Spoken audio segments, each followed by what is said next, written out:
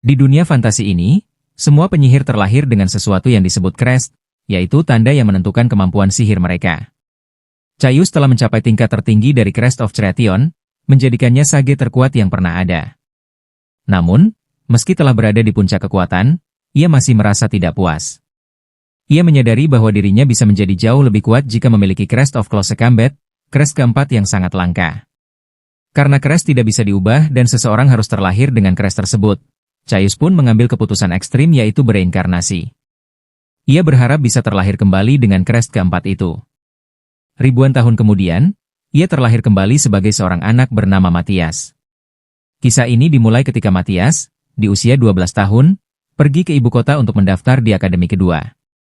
Saat menikmati luas dan indahnya kota, ia mendengar suara seorang gadis bernama Arma yang sedang berdebat dengan seorang pandai besi di sebuah toko senjata.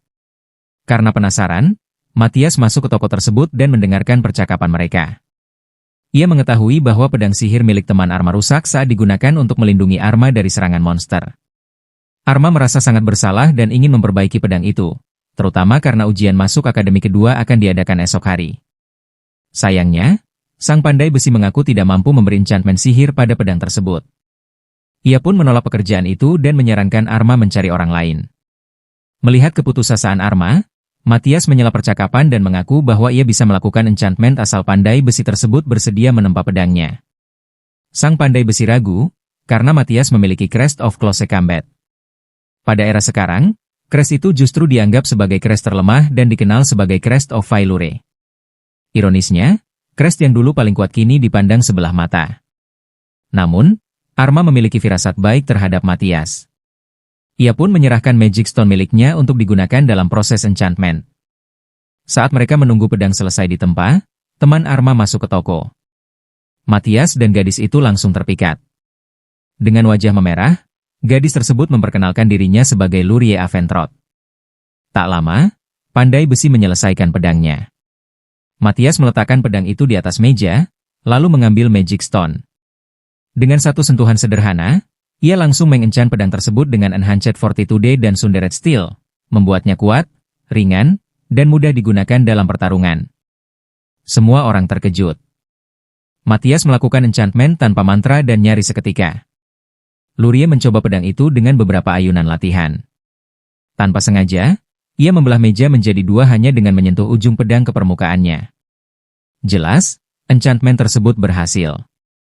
Keesokan harinya, Matthias bertemu kembali dengan Lurie dan Arma untuk mengikuti ujian praktik masuk akademi kedua. Lurie berhasil melewati ujian pedang dengan sangat baik berkat pedang barunya. Ketika mengetahui Matthias adalah orang yang mengenchant pedang tersebut, Kapten Ordok Satria Malam, Guile, memutuskan untuk menguji Matthias secara langsung. Ia berjanji akan merekomendasikan Matthias masuk akademi jika ia mampu menghadapi serangannya. Matthias menerima tantangan itu dengan senang hati dan melucuti senjata Guile dalam sekejap. Ia tak percaya, dan sang kapten menyerah. Selanjutnya adalah ujian sihir, di mana setiap peserta harus mengenai 5 target dengan arrow magic, sejenis sihir bermantra. Sihir itu bisa digunakan oleh siapa saja, tetapi secara objektif dianggap inferior karena membuat penyihir rentan saat melafalkan mantra dan memiliki efisiensi energi yang rendah. Anehnya, di era ini, sihir itu justru dianggap sebagai standar terbaik untuk pertempuran. Crest of Chrytion, yang sangat cocok dengan sihir jenis ini, dikenal sebagai Crest of Glory. Giliran Matthias tiba. Ia memilih strategi berbeda. Crest of Close Combat, atau Crest of Failure, paling cocok untuk sihir tanpa mantra meski jangkauannya pendek dan sulit dikendalikan. Matthias melepaskan satu sihir tanpa mantra yang langsung menghantam kelima target sekaligus. Namun, karena kurang presisi, sebagian besar area akademi ikut rusak. Meski begitu, semua orang terdiam menyaksikan kekuatan wordless magic untuk pertama kalinya. Akhirnya, Matthias, Lurie, dan Arma lulus ujian masuk dan menjadi sekelas.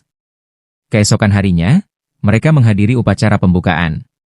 Kepala akademi kedua, Edward, menyampaikan pidato singkat sebelum memanggil Matthias dan memintanya datang ke ruangannya. Berbagai pikiran buruk memenuhi benak Matthias. Namun, di luar dugaan, sang kepala akademi justru memujinya atas kemampuan pedang dengan sihir tanpa mantra yang ia gunakan. Edward mengonfirmasi kecurigaan Matthias bahwa wordless magic adalah teknik yang telah dilupakan, dan bahwa akademi kerajaan pertama sengaja menghapusnya dari sejarah dan pendidikan sihir. Karena ingin menghidupkan kembali seni sihir tersebut, Edward meminta Matthias untuk mengajarkan sihir tanpa mantra kepada para siswa, demi menghadapi kompetisi antar akademi yang akan datang. Agar para siswa dapat membuktikan kekuatan Wordless Technique, dan Matthias sudah mendemonstrasikan kemampuannya menggunakan sihir tanpa mantra, lalu mulai mengajarkan teknik dasar kepada para murid.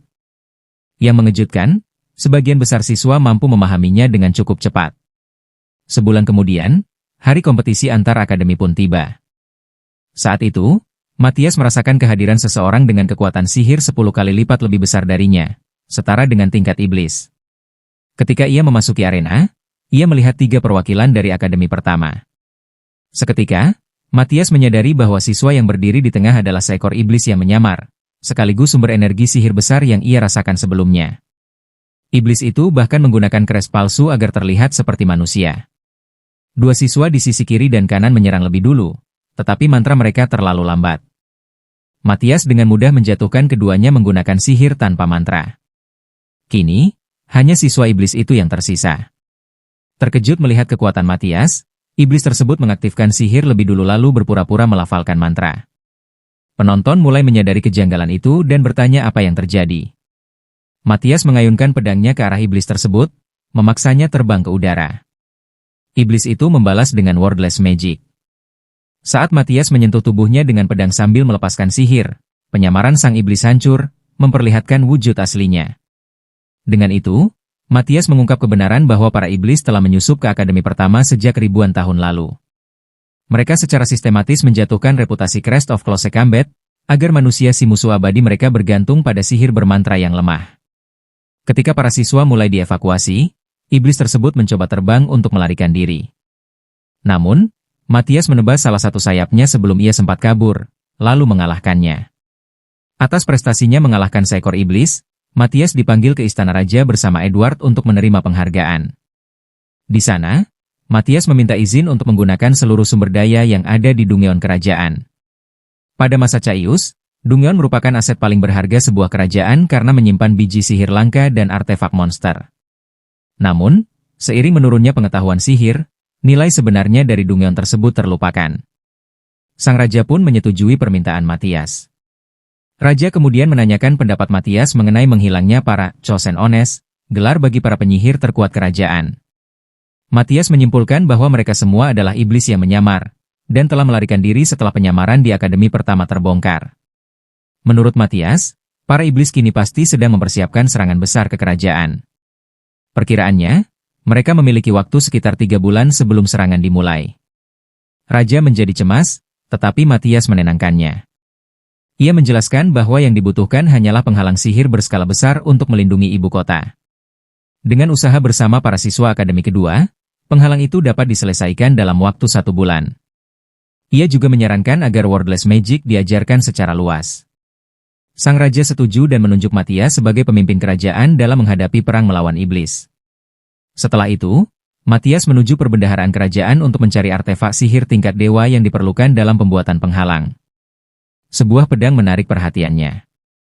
Setelah menganalisis pola sihirnya, ia menyadari bahwa pedang tersebut adalah salah satu senjata yang ia ciptakan di kehidupan sebelumnya. Ia juga mengambil liontin biru buatannya sendiri, artefak yang mampu meningkatkan perolehan experience point. Meski telah menjelajahi seluruh perbendaharaan, Matthias merasa masih membutuhkan lebih banyak item. Karena itu, ia memutuskan untuk menjelajah Dungeon. Di akademi, Matthias mengajak Arma dan Lurie untuk membentuk sebuah party dan ikut bersamanya. Namun, keduanya ragu karena merasa hanya akan menjadi beban. Arma mengungkapkan bahwa sejak kecil ia mahir menggunakan busur, tetapi disuruh berhenti karena panahan dianggap tidak cocok dengan sihir bermantra. Ia juga mengaku tidak pandai bertarung menggunakan pedang. Matthias pun memberikan solusi sederhana. Ia mengambil sebuah busur, lalu mengencan satu anak panah dengan Wordless Magic sederhana. Saat anak panah itu mengenai sasaran, target tersebut langsung meledak, membuktikan bahwa panahan dapat menjadi kemampuan tempur yang sangat efektif. Terlebih lagi Arma memiliki Crest of Rapid Firing, yang secara alami membuatnya sangat kompatibel dengan panahan sihir. Matthias juga menenangkan Lurie, yang terlihat bersemangat, dengan berjanji akan membantunya meningkatkan kemampuan enchantment agar ia bisa memaksimalkan Crest of Chration yang pernah dimiliki Matthias di kehidupan sebelumnya dan sengaja ia tinggalkan melalui reinkarnasi. Dengan motivasi baru, Kedua gadis itu akhirnya setuju untuk bergabung dalam parti Matthias. Ketiganya pun memasuki Dungeon. Matthias memutuskan menggunakan lantai pertama sebagai tempat latihan bagi Arma dan Lurie. Setiap lantai Dungeon memiliki jenis monster yang berbeda, tetapi lantai pertama biasanya hanya dihuni monster yang tidak terlalu berbahaya. Matthias menemukan monster kecil mirip kepiting dan meletakkannya di atas tumpukan batu sebagai target latihan. Arma mengenchant anak panahnya dan berhasil mengenai monster tersebut pada percobaan pertama. Selanjutnya, Matthias memintanya menahan anak panah lebih lama sebelum dilepaskan, sambil memusatkan perhatian pada lintasan tembakan. Arma mengikuti instruksi itu. Setelah melepaskan anak panah, ia melihat monster lain bergerak di kejauhan.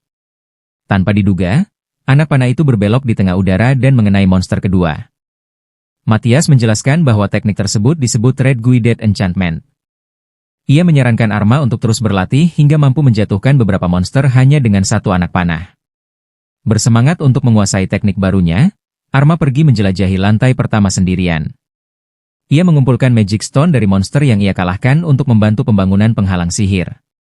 Sementara itu, Matthias memulai pelajaran enchantment untuk Lurie. Hal paling mendasar yang harus dipelajari seorang enchanter adalah cara membuat senjata.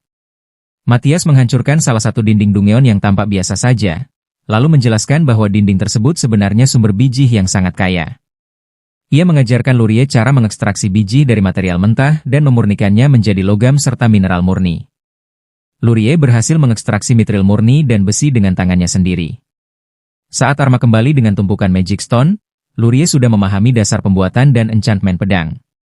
Puas dengan kemajuan mereka, Matthias memutuskan untuk membawa mereka ke lantai 10 guna menguji semua yang telah dipelajari.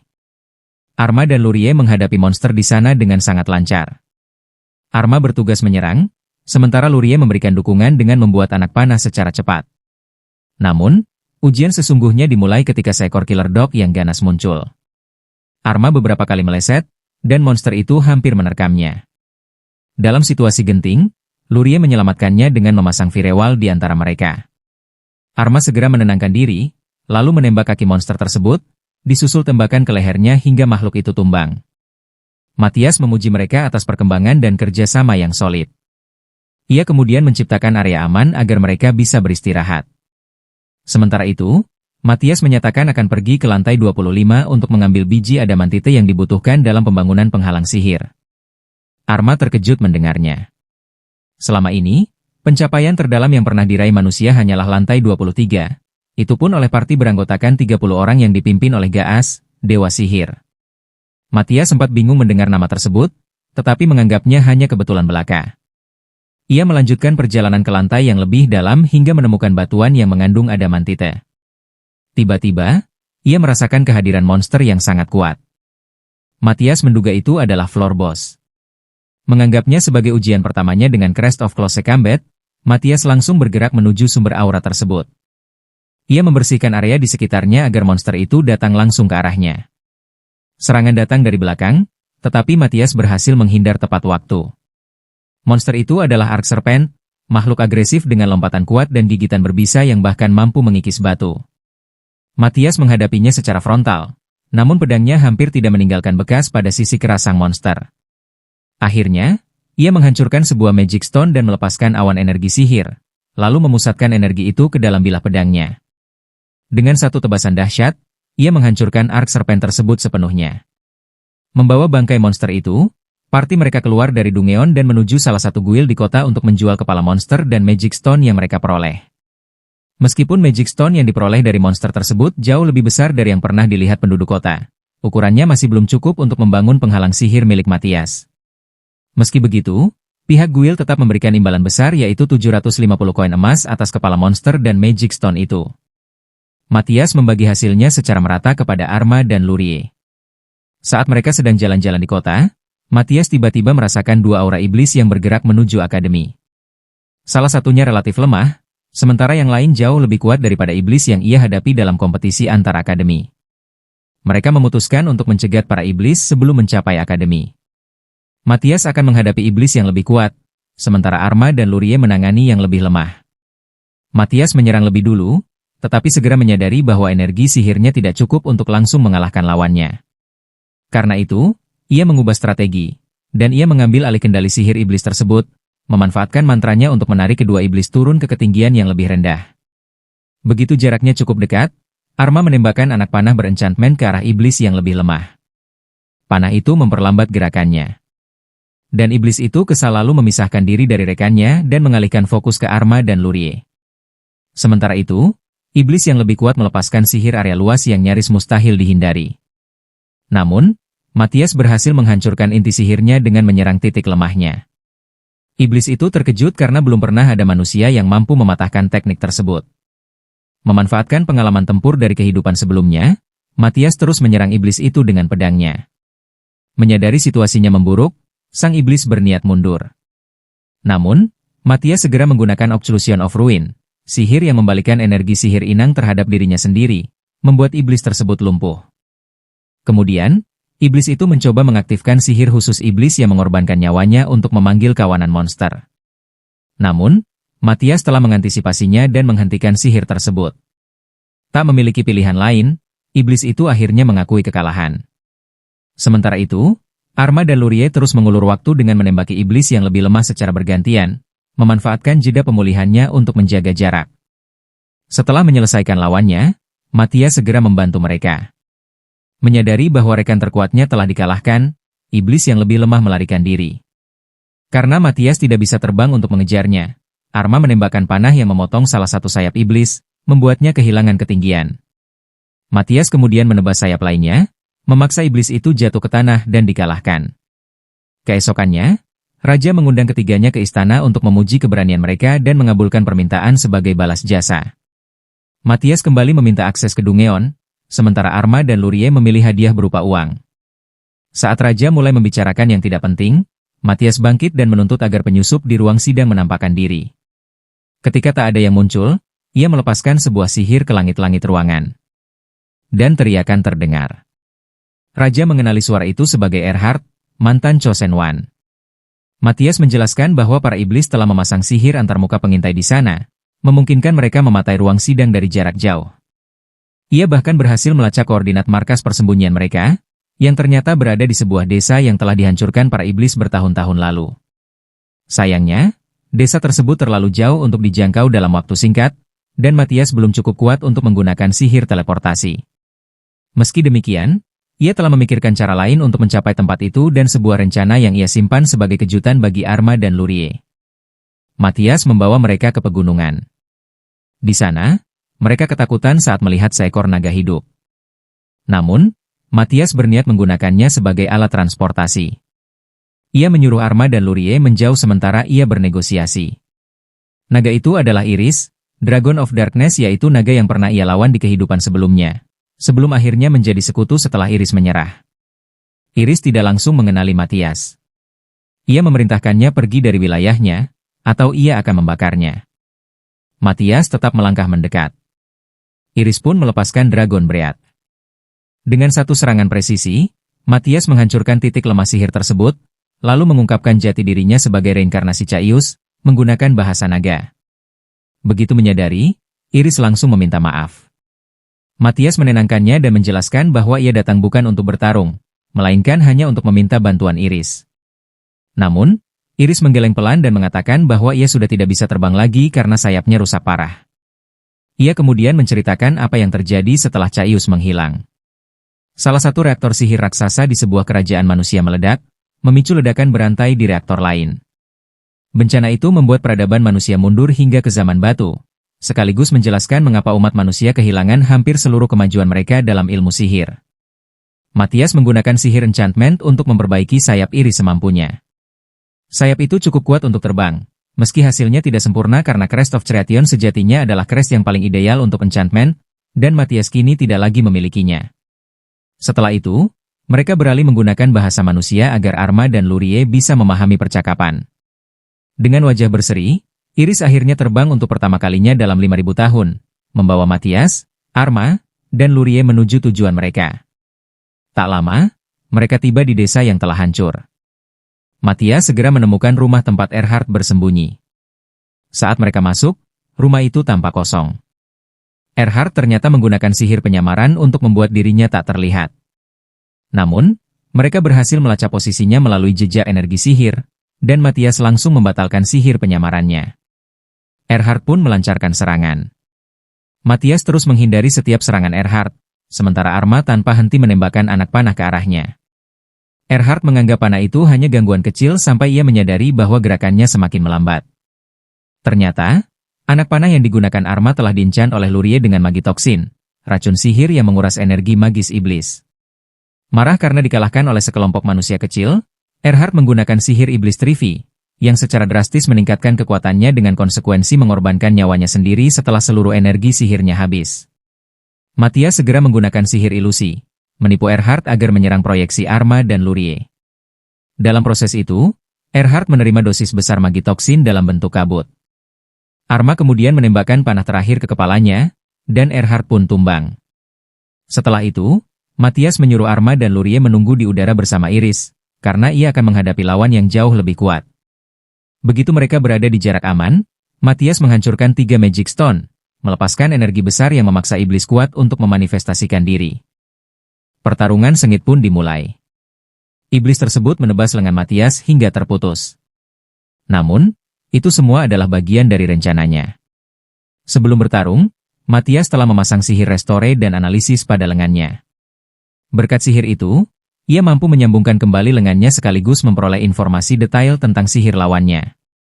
Dengan pengetahuan tersebut, Matthias dapat menghindari semua serangan iblis, lalu melukai tangan iblis itu dengan pedangnya. Merasa terancam, sang iblis mengaktifkan sihir mirip Trivi, tetapi tanpa efek bunuh diri. Namun, karena sihirnya telah dianalisis sebelumnya, Matthias dengan mudah meniadakan sihir tersebut dan semua mantra lainnya. Luka di tangan iblis ternyata telah diencant. Luka itu mulai menyerap energi sihir di sekitarnya. Matthias lalu menghancurkan sebuah Magic Stone, menyebabkan seluruh energi sihirnya mengalir deras ke tubuh iblis. Ledakan dahsyat pun terjadi. Dan itu mengungkap keberadaan Dragon Vein Pillar, sumber energi raksasa yang sengaja disembunyikan para iblis di desa terbengkalai tersebut. Matthias menduga mereka berniat menggunakannya untuk melepaskan ribuan monster ke ibu kota. Untungnya, ledakan tersebut mengalihkan lintasan energi beberapa kilometer menjauh dari kota. Hal itu memberi Matthias waktu berharga untuk kembali dan mempersiapkan pertahanan. Parti mereka kembali ke akademi, dengan Iris yang kini menjadi wujud manusia, agar Matthias bisa mengajukan permohonan supaya ia diterima sebagai murid. Edward menyetujui permintaan itu dengan syarat Iris harus lulus ujian masuk dengan nilai minimal 47 dari 50. Belum terbiasa dengan norma sosial manusia, Iris gagal dalam ujian tertulis. Namun, pada ujian praktik pedang, ia harus berhadapan dengan Guile. Masih canggung dengan tubuh barunya, Iris menjatuhkan pedangnya dan berlutut untuk mengambilnya. Saat itulah Guile menyerang. Dengan santai, Iris menahan tebasan pedang Guile menggunakan tangan kosong, lalu mengayunkan pedangnya seperti pemukul bisbol, mengirim Guile terbang hingga menghantam atap bangunan. Berikutnya adalah ujian praktik sihir, di mana Iris harus mengenai 5 target.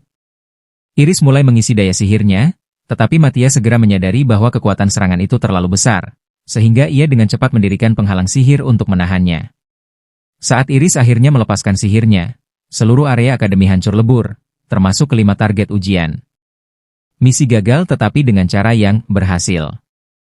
Dalam kondisi seperti itu, Edward tidak punya pilihan selain menerima Iris sebagai murid dan seorang siswa dengan sihir tingkat bencana yang tak masuk akal.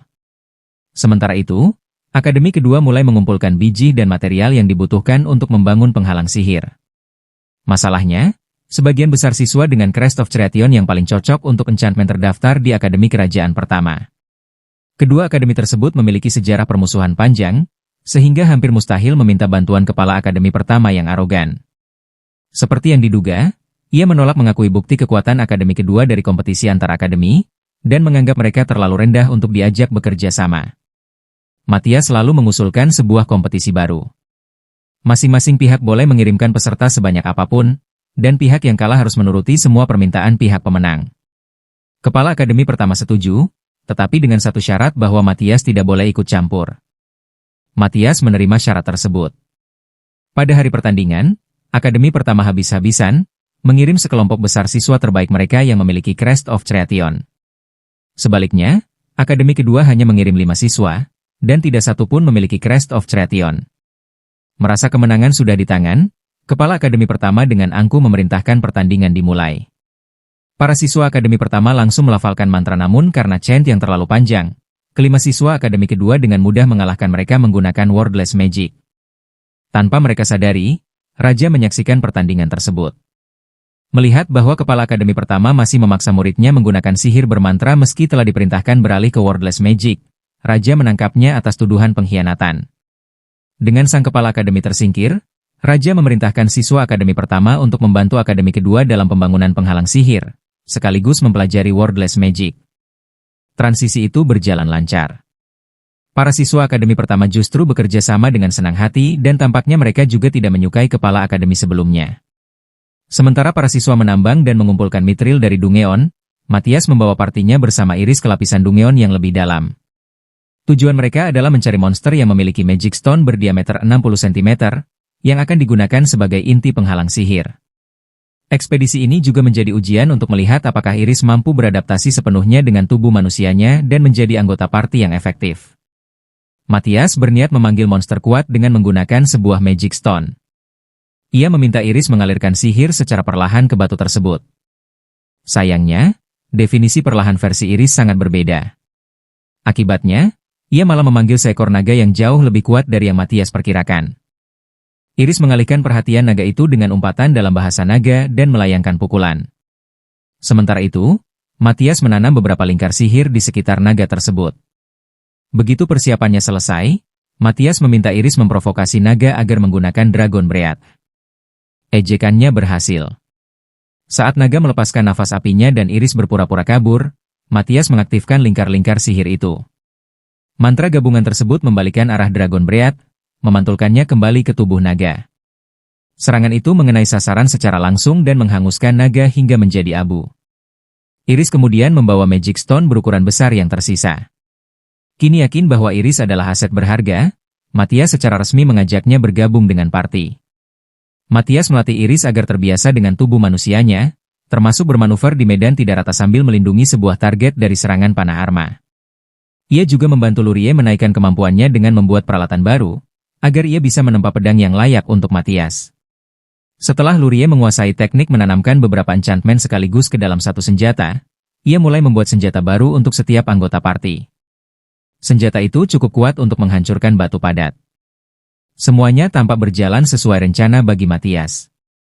Partinya berkembang pesat, semakin banyak orang mengadopsi wordless magic, dan penghalang sihir hampir selesai dibangun untuk melindungi kerajaan dari para iblis. Begitu semuanya rampung, Matthias berencana meninggalkan kota demi melanjutkan agenda pribadinya. Lalu hari pembangunan penghalang sihir akhirnya dimulai, Matthias merasakan kehadiran energi sihir raksasa di atas Akademi Kedua. Para iblis berencana menyerang akademi dengan menggunakan teknik teleportasi bernama Maggot, sebelum penghalang pertahanan selesai dibuat. Saat itu, kedua tangan Matthias sibuk merapalkan sihir penghalang, sehingga ia meminta Arma dan Iris untuk mengulur waktu. Seperti yang telah diperkirakan, seorang iblis muncul dari portal dan langsung menyerang para siswa dengan sihir api yang sangat kuat. Para siswa dengan cepat membentuk perisai sihir untuk melindungi diri mereka. Sementara itu, Iris berusaha menggambar lingkaran sihir, tetapi semua percobaannya gagal. Ia hanya memiliki satu Magic Stone tersisa. Melihat teman sekelasnya bertahan demi melindunginya hingga proses sihir selesai, hati Iris dipenuhi oleh semangat dan tekad baru. Berkat itu, ia akhirnya berhasil menciptakan panah sihir yang ia butuhkan.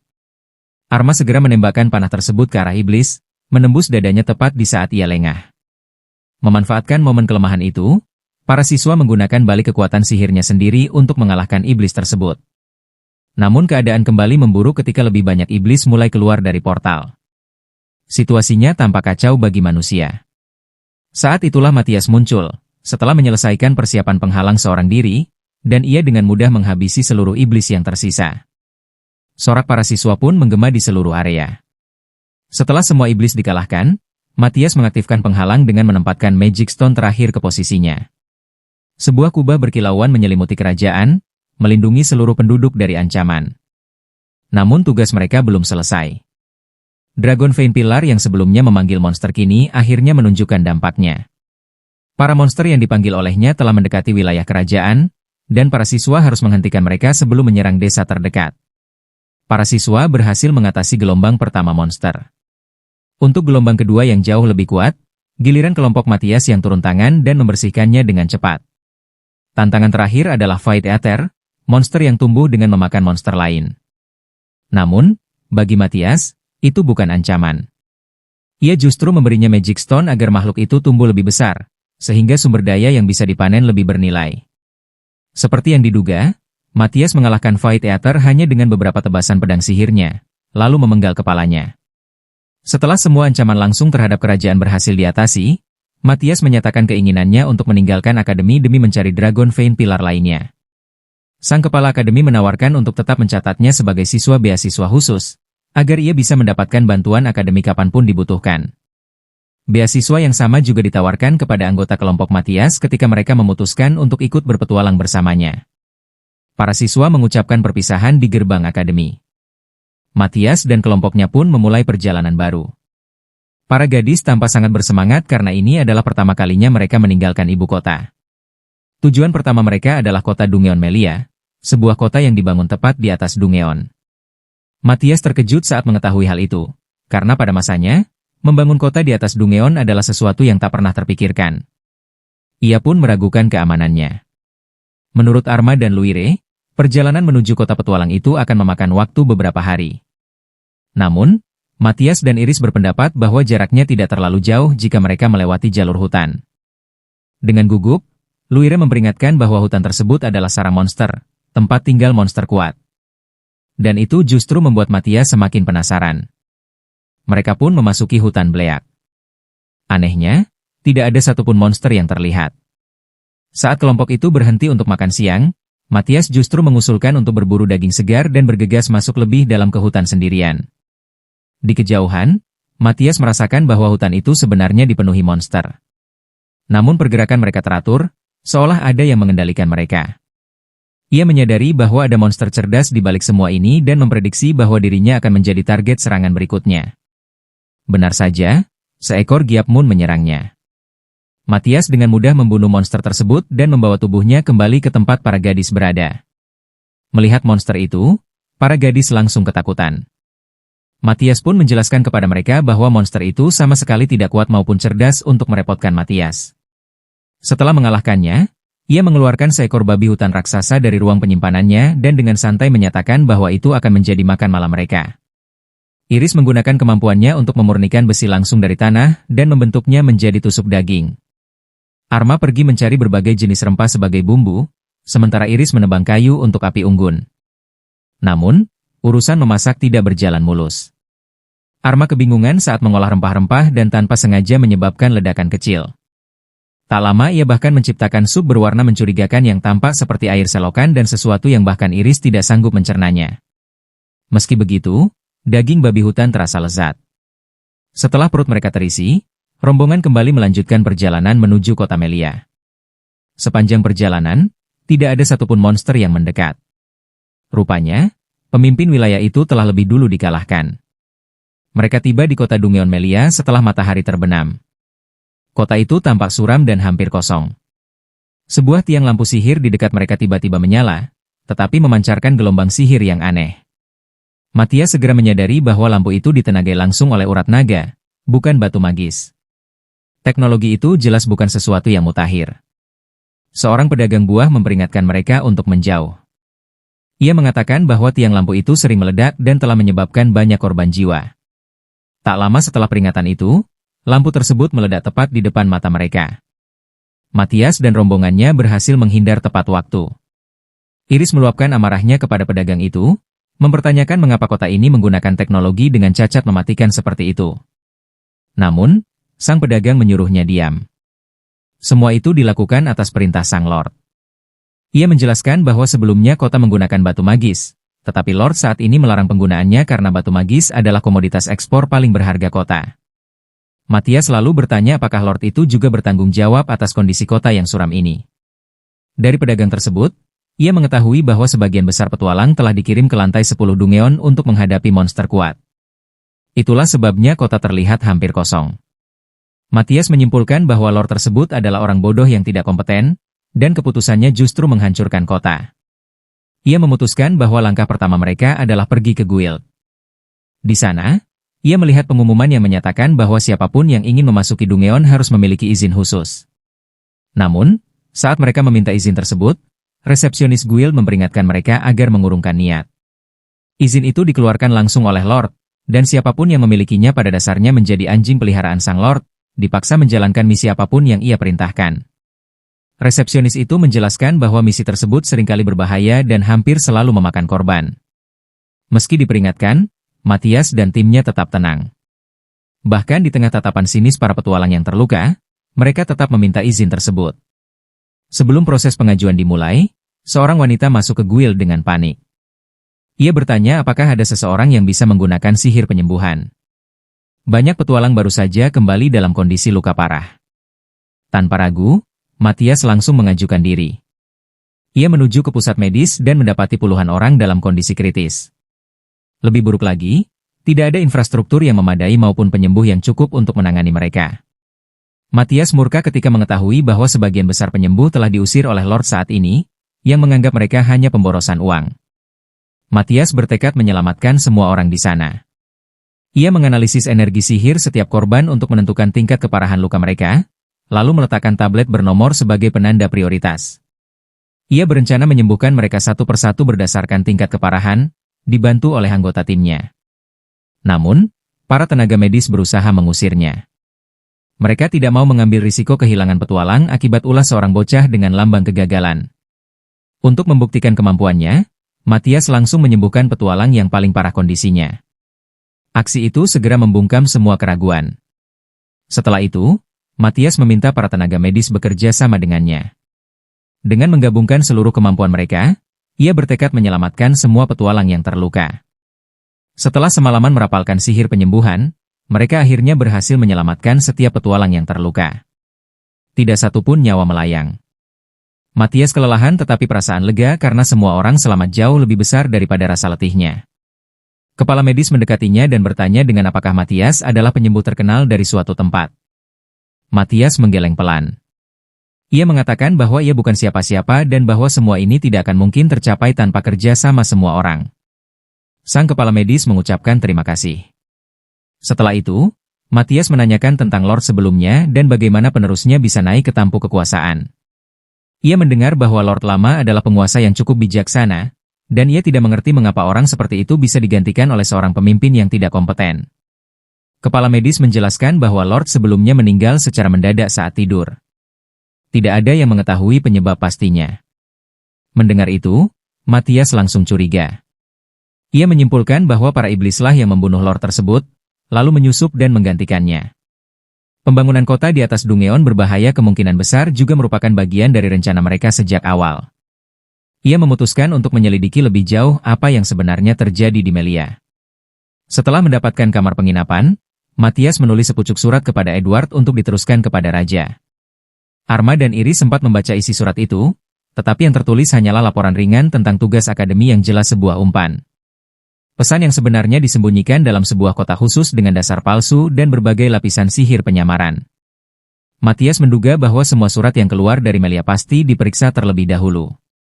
Itulah sebabnya tidak ada satupun kabar mengenai penyimpangan di kota ini yang sampai ke ibu kota. Arma menyarankan agar mereka langsung pergi ke ibu kota dan berbicara dengan raja. Namun Matthias menolak. Menurutnya, memahami apa yang terjadi di dalam Dungeon jauh lebih mendesak. Mereka sudah memiliki izin, dan ia ingin melihat langsung monster yang telah melukai begitu banyak petualang hari itu. Malam pun tiba. Semua orang berbaring untuk beristirahat. Lurie dan Arma tertidur dengan nyenyak. Sebaliknya, Matthias dan Iris justru tidak bisa memejamkan mata. Berbagi kamar membuat mereka terlalu sadar akan keberadaan satu sama lain, dan rasa canggung membuat mereka terus gelisah. Keadaan makin parah ketika Lurie dan Arma mulai berbicara dalam tidur mereka, membuat Matthias dan Iris terkejut. Keesokan paginya, Matthias tampak baik-baik saja. Sebaliknya, Iris terlihat kurang tidur. Tanpa membuang waktu, rombongan langsung menuju Dungeon untuk melakukan penyelidikan singkat. Tak lama, mereka tiba di hadapan sebuah gerbang besi raksasa. Matthias berkata bahwa gerbang itu hanya tampak kokoh di luar, dan monster kuat seharusnya bisa menghancurkannya dengan mudah. Iris membuktikan ucapannya dengan kekuatan brutal. Ia membuka gerbang itu dengan tangannya sendiri. Tak lama setelah memasuki Dungeon, mereka kembali dengan membawa tengkorak monster yang berhasil dikalahkan monster yang dihancurkan oleh Iris dengan semburan napas naganya yang luar biasa. Saat mereka menyerahkan tengkorak itu ke guild, resepsionis terperangah. Monster itulah yang selama ini melukai dan membunuh begitu banyak petualang kota. Ia mengatakan bahwa hadiah hanya bisa diberikan setelah Lord memverifikasi klien tersebut, lalu menulis laporan untuk dikirimkan kepadanya. Dalam laporan itu, ia menyebutkan bahwa para gadis adalah petarung luar biasa, sementara pria yang bersama mereka hanyalah seorang penyembuh biasa yang tidak terlibat dalam pertempuran. Matthias melihat laporan dan membiarkan kesalahpahaman tersebut terjadi. Setelah menjual hasil buruan lainnya untuk mendapatkan uang makan, mereka pergi ke sebuah rumah makan. Di sana, Matthias memuji Arma, Lurie, dan Iris atas kemajuan pesat serta kerja sama tim mereka yang semakin solid. Namun, Matthias segera menyadari bahwa beberapa orang di dalam rumah makan terus mengawasi mereka. Bahkan setelah mereka pergi, orang-orang itu tetap membuntuti dari kejauhan. Ia menyimpulkan bahwa mereka pasti utusan Sang Lord, yang akhirnya bergerak setelah mendengar kabar tentang monster yang berhasil dikalahkan. Matthias mengubah rute perjalanan dan menggunakan sihir telepati untuk memberitahu para gadis bahwa mereka sedang diikuti. Untuk menguji niat para penguntit, mereka menyembunyikan kehadiran mereka, lalu mereka muncul di belakang para pria itu, berpura-pura sebagai petualang ceroboh yang tersesat dan mencari penginapan. Tanpa menanyakan nama penginapan, para pria itu langsung memberi petunjuk arah. Kesalahan kecil itu membongkar penyamaran mereka. Dengan kedok terbuka, para pria tersebut langsung bergerak cepat dan menangkap Matthias, menjadikannya sandera. Mereka mengancam akan membunuh anggota terlemah dari kelompok itu jika yang lain melawan. Para anak buah itu tertawa mengejek. Mereka percaya bahwa Matthias hanyalah seorang penyembuh biasa dan anggota terlemah dalam kelompok tersebut. Dengan nada merendahkan, mereka menyatakan bahwa kelompok Matthias hanya punya dua pilihan, yaitu mengabdi sebagai budak Lord atau mati di tempat. Matthias terus berpura-pura ketakutan. Aktingnya sengaja dibuat terlihat menyedihkan, cukup untuk meyakinkan para preman itu bahwa ia tidak berbahaya. Lalu ia menoleh ke Iris dan berkata dengan tenang agar ia mengalahkan mereka semua tanpa menggunakan senjata. Iris melangkah maju dengan santai. Para preman itu tertawa semakin keras. Salah satu dari mereka mengayunkan gada besinya ke arah Iris, yakin bahwa gadis itu tidak punya peluang. Namun saat Iris menahan serangan itu hanya dengan tangannya, garda tersebut justru hancur berkeping-keping. Senyum di wajah para preman langsung lenyap. Iris menghajar mereka satu persatu. Dengan gerakan sederhana, ia menjatuhkan seluruh lawan hingga tak sadarkan diri. Matthias pun terbebas. Ia segera memasang sihir pelacak dan sihir pendeteksi iblis pada tubuh para preman itu. Ia ingin memastikan kecurigaannya terhadap Sang Lord. Keesokan paginya, Matthias menerima pesan dari utusan raja. Ia segera memberitahu kelompoknya bahwa mereka harus berangkat sekarang juga. Mereka menuju titik pertemuan yang telah ditentukan di dalam Dungeon. Hanya Matthias yang mampu merasakan keberadaan utusan tersebut. Setelah Matthias memanggilnya, sosok itu akhirnya menampakkan diri. Ia memperkenalkan sebagai Iek. Ia menjelaskan bahwa raja memerintahkannya untuk menyembunyikan keberadaannya sampai Matthias menemukannya. Ia kemudian mengeluarkan sepucuk surat dan membacakan perintah raja bahwa Lord Melia harus segera ditangkap. Dalam surat itu, Matthias diberi wewenang resmi untuk melakukan penangkapan, dengan Iek bertindak sebagai pengawas kerajaan. Matthias mengucapkan terima kasih dan segera menyusun rencana. Berkat sihir pelacak yang telah ia pasang sebelumnya, ia berhasil mengetahui lokasi Sang Lord, yaitu sebuah rumah besar yang tersembunyi di pinggiran kota. Iek memperingatkan bahwa rumah itu dijaga ketat dan menyarankan memanggil pasukan ksatria sebagai bantuan. Namun Matthias menolak. Ia yakin tim mereka sudah lebih dari cukup. Kelima orang itu tiba di rumah tersebut dan langsung merasa ada yang janggal. Gerbang tertutup rapat, padahal hari masih siang, dan tidak ada satupun penjaga di luar. Dengan sihir pencariannya, Matthias mendeteksi banyak aura sihir di dalam rumah. Ia menyimpulkan bahwa Sang Lord telah mengetahui rencana penangkapan dan sedang memperkuat pertahanannya. Iek merasa situasi ini terlalu berbahaya dan menyarankan untuk mundur sementara. Namun Matthias justru berkata bahwa mereka akan menerobos dari pintu depan. Tanpa ragu, mereka mendobrak masuk. Para preman di dalam rumah langsung menyerang, yakin bahwa 5 orang ini telah berjalan ke dalam jebakan. Puluhan sihir dilemparkan ke arah mereka, tetapi semuanya dihentikan oleh perisai sihir Iris. Matthias memuji Iris, mengatakan bahwa kecepatan dan ketepatannya meningkat pesat. Setelah itu, Matthias bergerak. Dengan satu mantra saja, ia melumpuhkan seluruh preman di ruangan tersebut. Iak menduga bahwa Sang Lord pasti bersembunyi di lantai 2. Namun Matthias menggeleng. Ia merasakan tanda sihir Sang Lord justru berasal dari bawah tanah. Iris menyebutkan bahwa cetak biru bangunan itu tidak mencantumkan ruang bawah tanah. Matthias menjawab bahwa itu pasti ruang rahasia. Ia menemukan pintu tersembunyi di balik sebuah lukisan. Saat lukisan itu digeser, tangga menuju basement muncul di hadapan mereka. Sementara itu, di ruang rahasia bawah tanah, Sang Lord mulai gelisah. Ia heran mengapa suasana di atas begitu sunyi.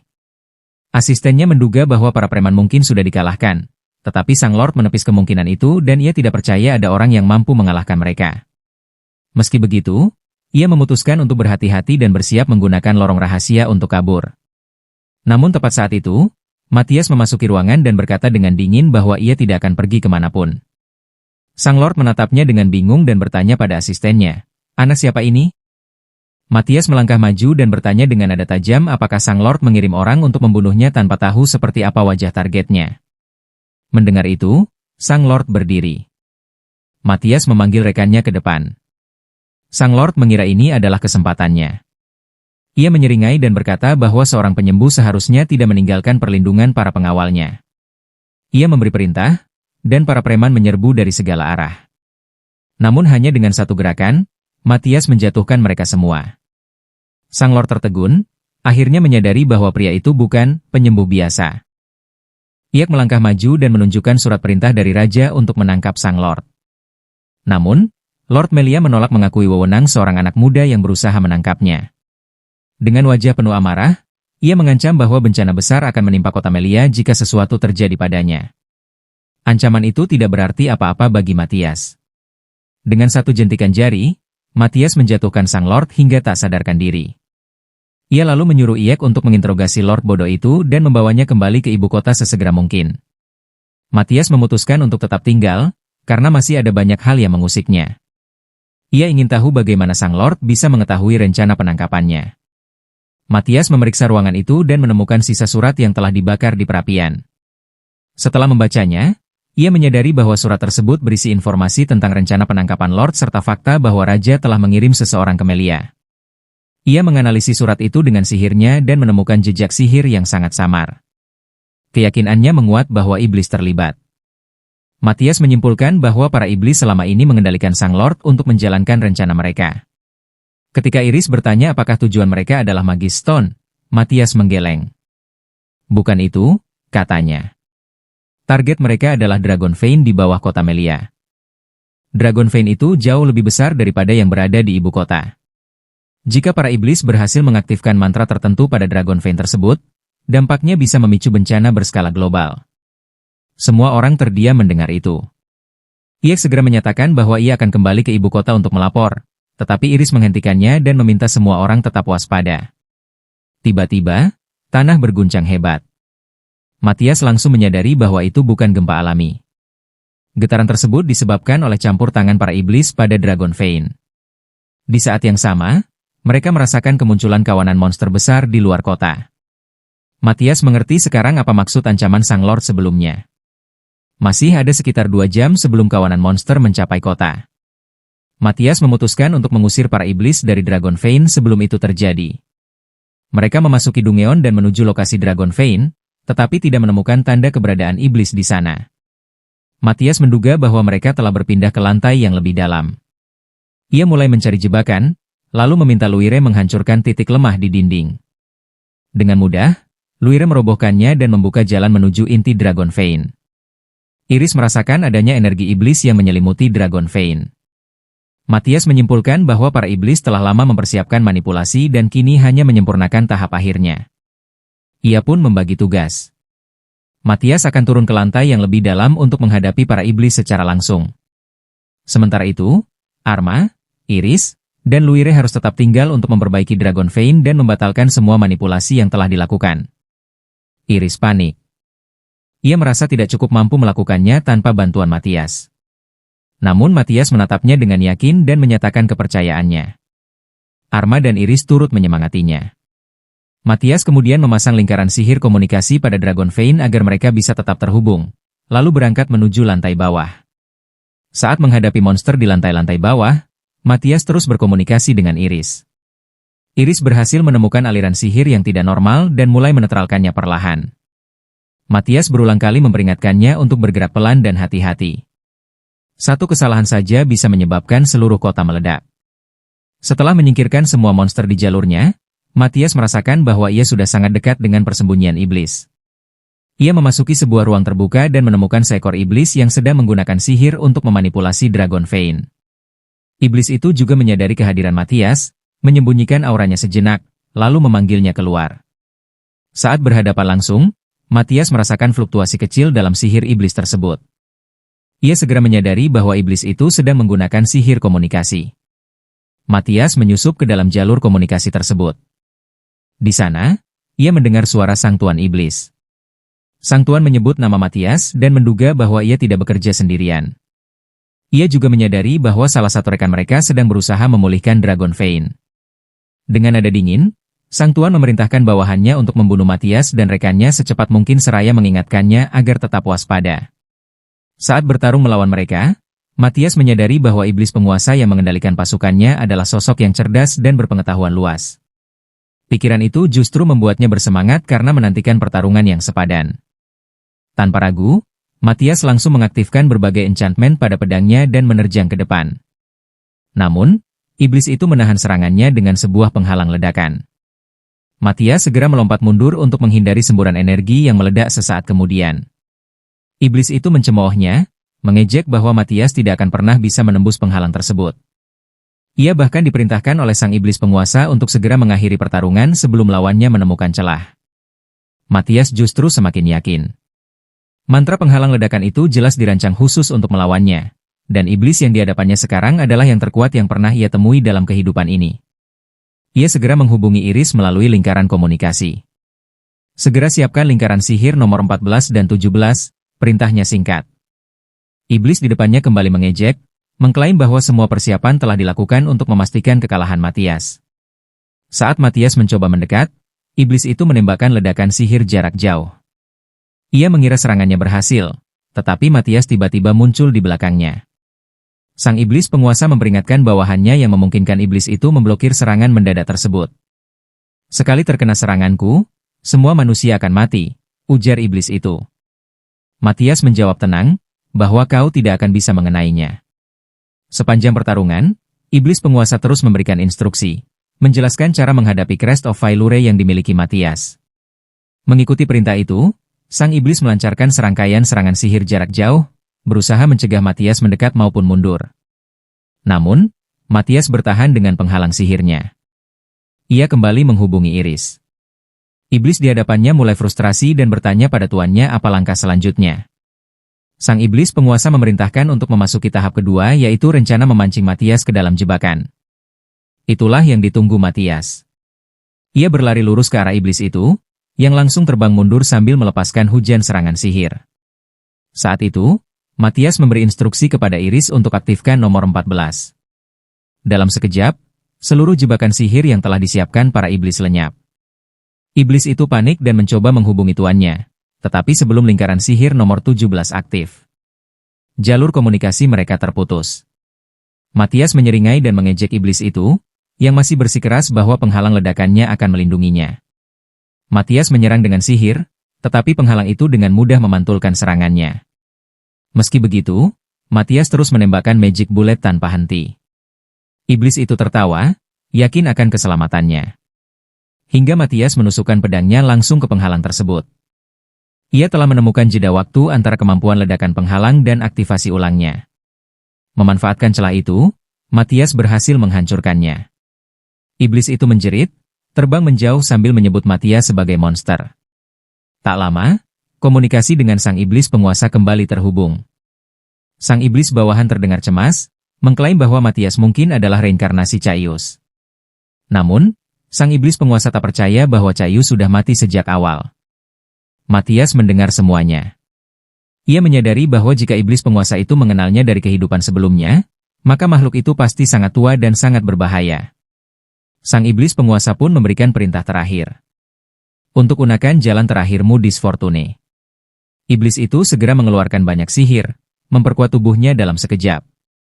Ia melancarkan rentetan serangan brutal ke arah Matthias, tetapi semuanya dengan mudah dihindari. Matthias membalas satu serangan yang menghantam iblis itu ke tanah.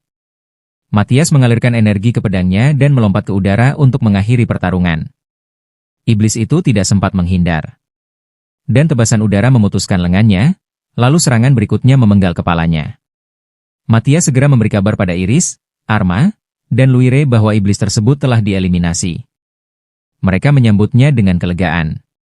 Tak lama kawanan monster yang menuju kota Dungeon menghilang sepenuhnya, tepat setelah Iris berhasil memulihkan Dragon Vein. Arma dan Luire melindunginya hingga proses itu selesai, menahan setiap monster yang mendekat. Kini, hanya satu hal yang tersisa. Menemukan dan memburu iblis penguasa yang selama ini memberi perintah dari balik bayangan. Matthias pun mulai melacak keberadaannya. Tiba-tiba, sebuah suara berbicara langsung ke dalam benak Matthias. Iblis penguasa itu menyatakan bahwa Matthias tidak akan pernah bisa melacak keberadaannya.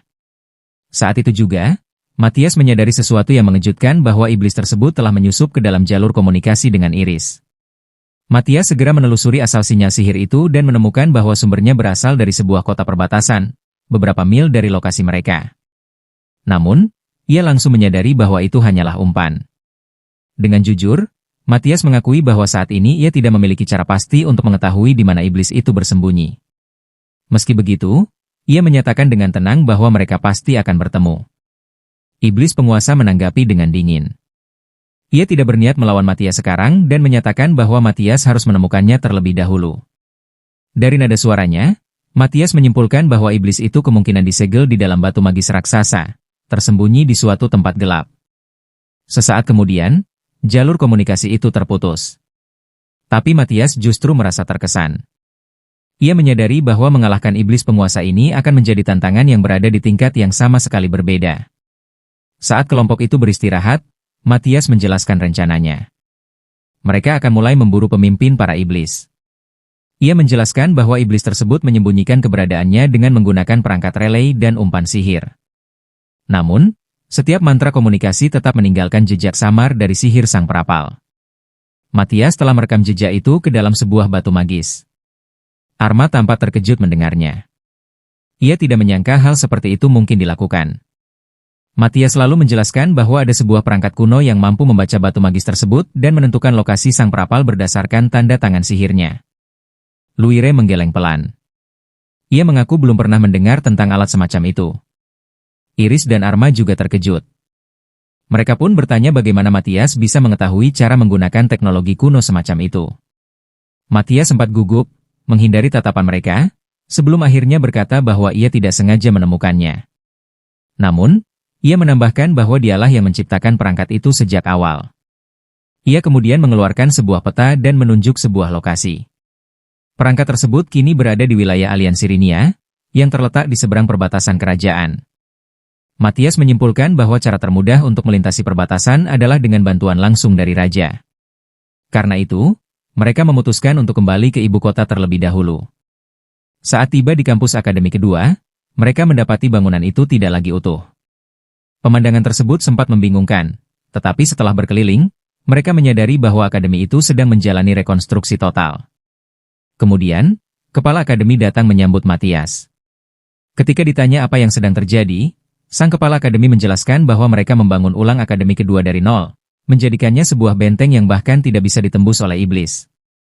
Untuk sementara, seluruh kelas dipindahkan ke akademi pertama. Para siswa dari kedua akademi juga ikut membantu pekerjaan konstruksi. Setelah itu, mereka menuju kantor sementara kepala akademi dan melaporkan bahwa masih ada satu iblis lain yang mengendalikan kekacauan di kota Dungeon dari balik layar. Untuk menemukannya, mereka perlu melintasi perbatasan menuju Aliansi Rinia. Matthias mengetahui bahwa Aliansi Rinia adalah sekutu kerajaan dan bertanya apakah raja bersedia membantu mereka menyeberang perbatasan. Kepala akademi mengatakan bahwa ia akan menyampaikan permintaan tersebut kepada Yang Mulia, serta menyarankan agar mereka juga meminta kerja sama Guild Aliansi Rinia agar perjalanan berjalan lancar. Sambil menunggu izin resmi, kelompok Matthias menawarkan bantuan dalam proses pembangunan akademi. Kepala akademi dengan senang hati menerimanya. Matthias mempelajari cetak biru bangunan dan memberikan berbagai saran untuk memperkuat struktur pertahanan. Iris mengajari para siswa cara memberi enchantment yang benar pada material bangunan. Sementara itu, Luire mencoba membantu dengan mengangkut balok baja meski cerobohnya membuat lebih banyak kerusakan daripada bantuan. Beberapa hari kemudian, mereka akhirnya menerima izin tertulis dan surat rekomendasi dari Raja. Dengan itu, mereka berangkat menuju aliansi Rinia. Para gadis tampak sangat bersemangat. Ini adalah pertama kalinya mereka meninggalkan wilayah kerajaan, dan mereka penasaran seperti apa aliansi Rinia sebenarnya. Berkat rekomendasi Raja, mereka melewati pos pemeriksaan perbatasan tanpa kendala dan segera mencapai wilayah tujuan. Namun, itu adalah wilayah tempat perangkat kuno tersebut berada telah ditetapkan sebagai zona terlarang, karena tanda tangan sihir yang dipancarkannya begitu kuat. Menurut informasi dari Kepala Akademi, kesalahan sekecil apapun dalam menangani perangkat kuno tersebut dapat memicu bencana besar. Karena itu, hanya petualang peringkat A dari guild setempat yang diberi wewenang untuk memasuki wilayah tersebut. Mendengar hal itu, Matthias memutuskan bahwa mereka harus menjadi petualang peringkat A secepat mungkin. Para gadis mempertanyakan keputusannya. Mereka bertanya mengapa harus tunduk pada aturan guild jika mereka sudah memegang izin langsung dari Raja. Namun, Matthias ingin bermain aman dan menghindari konflik yang tidak perlu. Meski begitu, ia juga menyiapkan rencana cadangan. Jika proses kenaikan peringkat memakan waktu terlalu lama, ia berniat meminta Iris berubah ke wujud naganya dan terbang di atas kota, menciptakan kepanikan yang cukup besar untuk memungkinkan mereka menyelinap ke zona terlarang. Setibanya di Guild Rinia, mereka disambut oleh kepala cabang yang memang sudah menunggu kedatangan mereka berkat pesan dari Raja. Pria itu mengaku telah mendengar banyak hal tentang Matthias dan kelompoknya, termasuk rencana mereka untuk memasuki wilayah terlarang. Ia menjelaskan bahwa biasanya semua petualang harus memulai dari peringkat terendah. Namun, sebagai pengecualian, ia bersedia langsung mengizinkan mereka mengikuti ujian peringkat A. Kepala cabang lalu menjelaskan aturan ujian tersebut. Seluruh anggota kelompok harus lulus, dan ujian berupa pertarungan simulasi melawan seorang pengawas sebelum mereka diizinkan memasuki wilayah terlarang. Pada saat itulah, seorang pria melangkah masuk ke dalam aula. Ia memperkenalkan dirinya sebagai Gilus, seorang petualang peringkat S yang sangat terkenal di aliansi Rinia, dan menyatakan bahwa dialah yang akan menjadi pengawas ujian mereka. Kepala cabang langsung menolak dengan wajah tegang. Matthias segera memahami alasannya dan ia bisa merasakan tanda tangan sihir Gaius yang luar biasa kuat, hampir setara dengan iblis tingkat tinggi. Namun, meski Gilus begitu terkenal di negaranya, Matthias dan kelompoknya belum pernah mendengar namanya. Dengan suara pelan, kepala cabang berbisik kepada Matthias bahwa Gilus hanya memikirkan pertarungan sepanjang waktu. Namun, ia tidak berani menentangnya secara terbuka. Ia mengklaim telah memanggil pengawas lain, tetapi Gilus dengan santai mengatakan bahwa orang itu mendadak sakit dan tidak bisa datang. Ia bersikeras menjadi pengawas ujian, dan kepala cabang yang terintimidasi tidak berani berbuat apa-apa. Matthias tidak keberatan dengan perubahan tersebut, tetapi kepala cabang memperingatkannya bahwa belum pernah ada satupun peserta yang lulus ujian Gilus.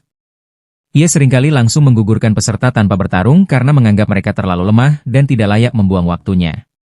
Gilus menyatakan bahwa ia hanya mau bertarung melawan orang kuat. Dan Matthias justru merasa tertarik. Mereka pun menuju arena ujian. Di sana, Gilus langsung meluluskan Iris, Arma, dan Luire tanpa pertarungan apapun. Namun, ia bersikeras mengadakan duel 1 lawan 1 dengan Matthias. Ia mengaku telah mendengar banyak rumor tentang anak muda yang dijuluki pembasmi iblis, dan ingin melihat kemampuannya. Matthias menyadari bahwa inilah tujuan Gilus sejak awal, dan ia menerima tantangan itu. Keduanya memasuki arena, sementara wasit menjelaskan aturan duel. Gilus meregangkan tubuhnya, tanpa antusias, berharap akhirnya bisa bertarung dengan seseorang yang benar-benar kuat. Di luar arena, para gadis terlihat khawatir. Kepala cabang bahkan menyebut bahwa Gilus adalah jenius tempur yang belum pernah kalah dalam duel seumur hidupnya. Sebelum duel dimulai, Gilus menyatakan bahwa ia tidak menggunakan sihir dalam pertarungan, tetapi Matthias bebas melakukannya jika mau. Pernyataan itu membuat Matthias mengernyit. Dari tanda tangan sihir yang ia rasakan, ia yakin Gilus adalah seorang spellsword, sama sepertinya. Ia pun bertanya apakah Gilus sengaja menahan diri dengan tidak menggunakan sihir. Gilus menggeleng. Ia tidak bermaksud memberi keringanan dan ia memang tidak sadar bahwa ia menggunakan sihir. Saat Gilus menarik pedangnya, Matthias bisa melihat jelas bahwa tubuhnya diperkuat oleh enchantment peningkat fisik. Matthias mengambil posisi bertarung dan mempersilakan Gilus menyerang kapan saja. Dalam sekejap, Gilus menerjang dengan kecepatan luar biasa.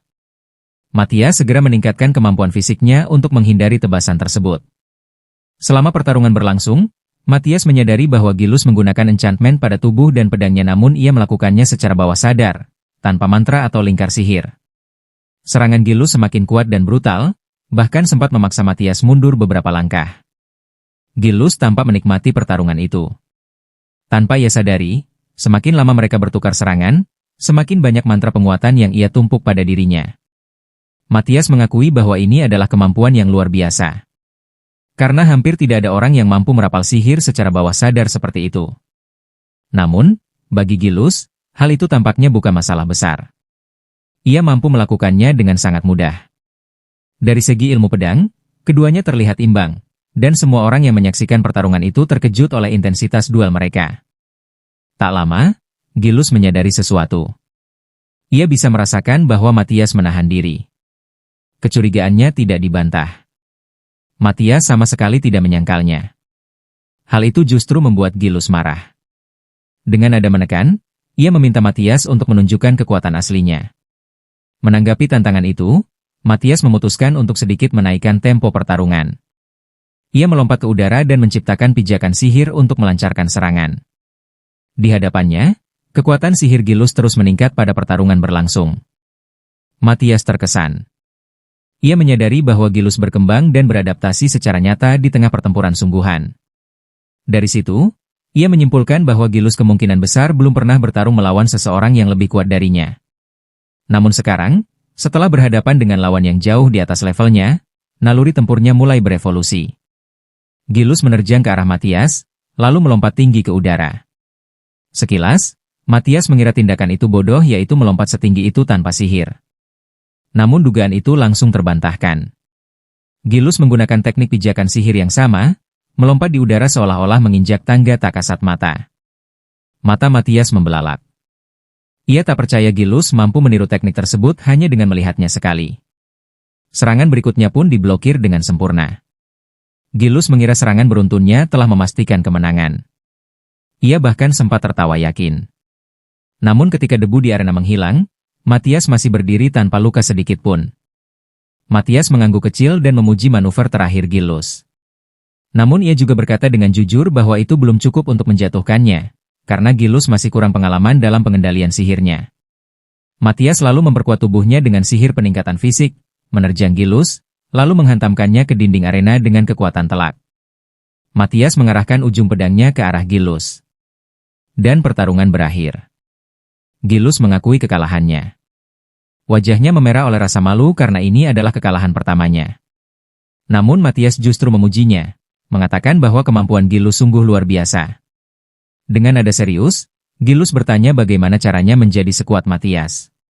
Sebagai jawaban, Matias menyerahkan sebuah buku yang ia tulis. Berisi teori dan praktik perapalan sihir untuk pertempuran. Matias yakin bahwa Gilus memiliki bakat untuk melampaui dirinya suatu hari nanti. Namun Gilus mengira ia sedang diejek. Matias menegaskan bahwa ia serius. Jika Gilus mempelajari dan menguasai isi buku itu, kekuatannya akan meningkat drastis. Gilus mengaku selama ini meremehkan sihir. Menurutnya, mantra selalu membutuhkan pengucapan dan membuat perapalnya rentan. Matias selalu menjelaskan bahwa sihir tanpa lafaz tidak memiliki kelemahan tersebut. Bahkan, tanpa disadari, Gilus sudah menggunakannya sejak tadi.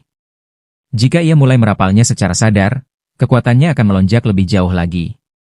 Gilus pun memantapkan tekadnya untuk meningkatkan kemampuan sihir tempurnya. Namun tak lama setelah membaca halaman pertama buku itu, kepalanya langsung pusing. Dengan ekspresi frustrasi, ia bertanya apakah ada sihir yang bisa membuatnya langsung jadi pintar. Belakangan, Gilus menyarankan agar Matias menargetkan peringkat S, karena menurutnya Matias jelas merupakan manusia terkuat di benua itu. Namun Matias menolak tawaran tersebut. Ia menjelaskan bahwa peringkat A sudah cukup untuk tujuannya saat ini. Dan tujuan mereka berada di wilayah Folia. Mendengar nama itu, ekspresi Gilus langsung menegang. Ia memperingatkan bahwa Folia sedang berada dalam kondisi aneh. Atmosfer di sana telah berubah, pos pemeriksaan diperketat, dan banyak kelompok petualang menghilang tanpa jejak. Ia mengatakan bahwa jika Matias menemui masalah di sana, ia boleh memanggilnya kapan saja.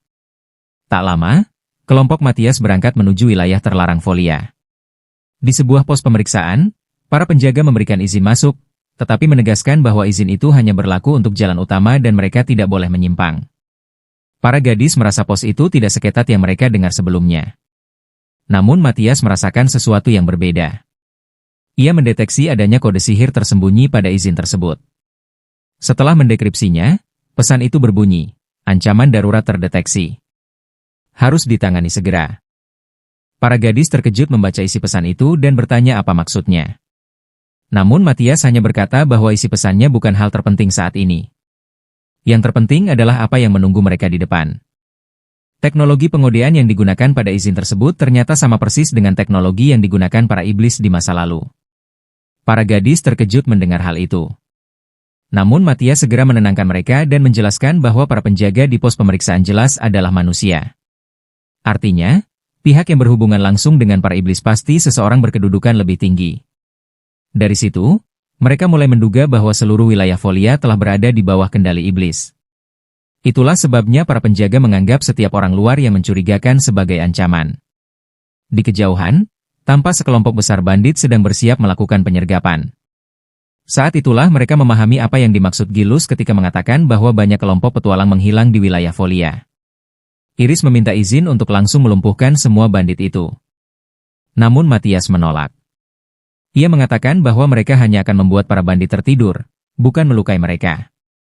Ia tidak ingin menimbulkan keributan, karena itu akan menyulitkan mereka saat memasuki kota. Matthias memberikan ramuan tidur kepada Lurie dan Arma.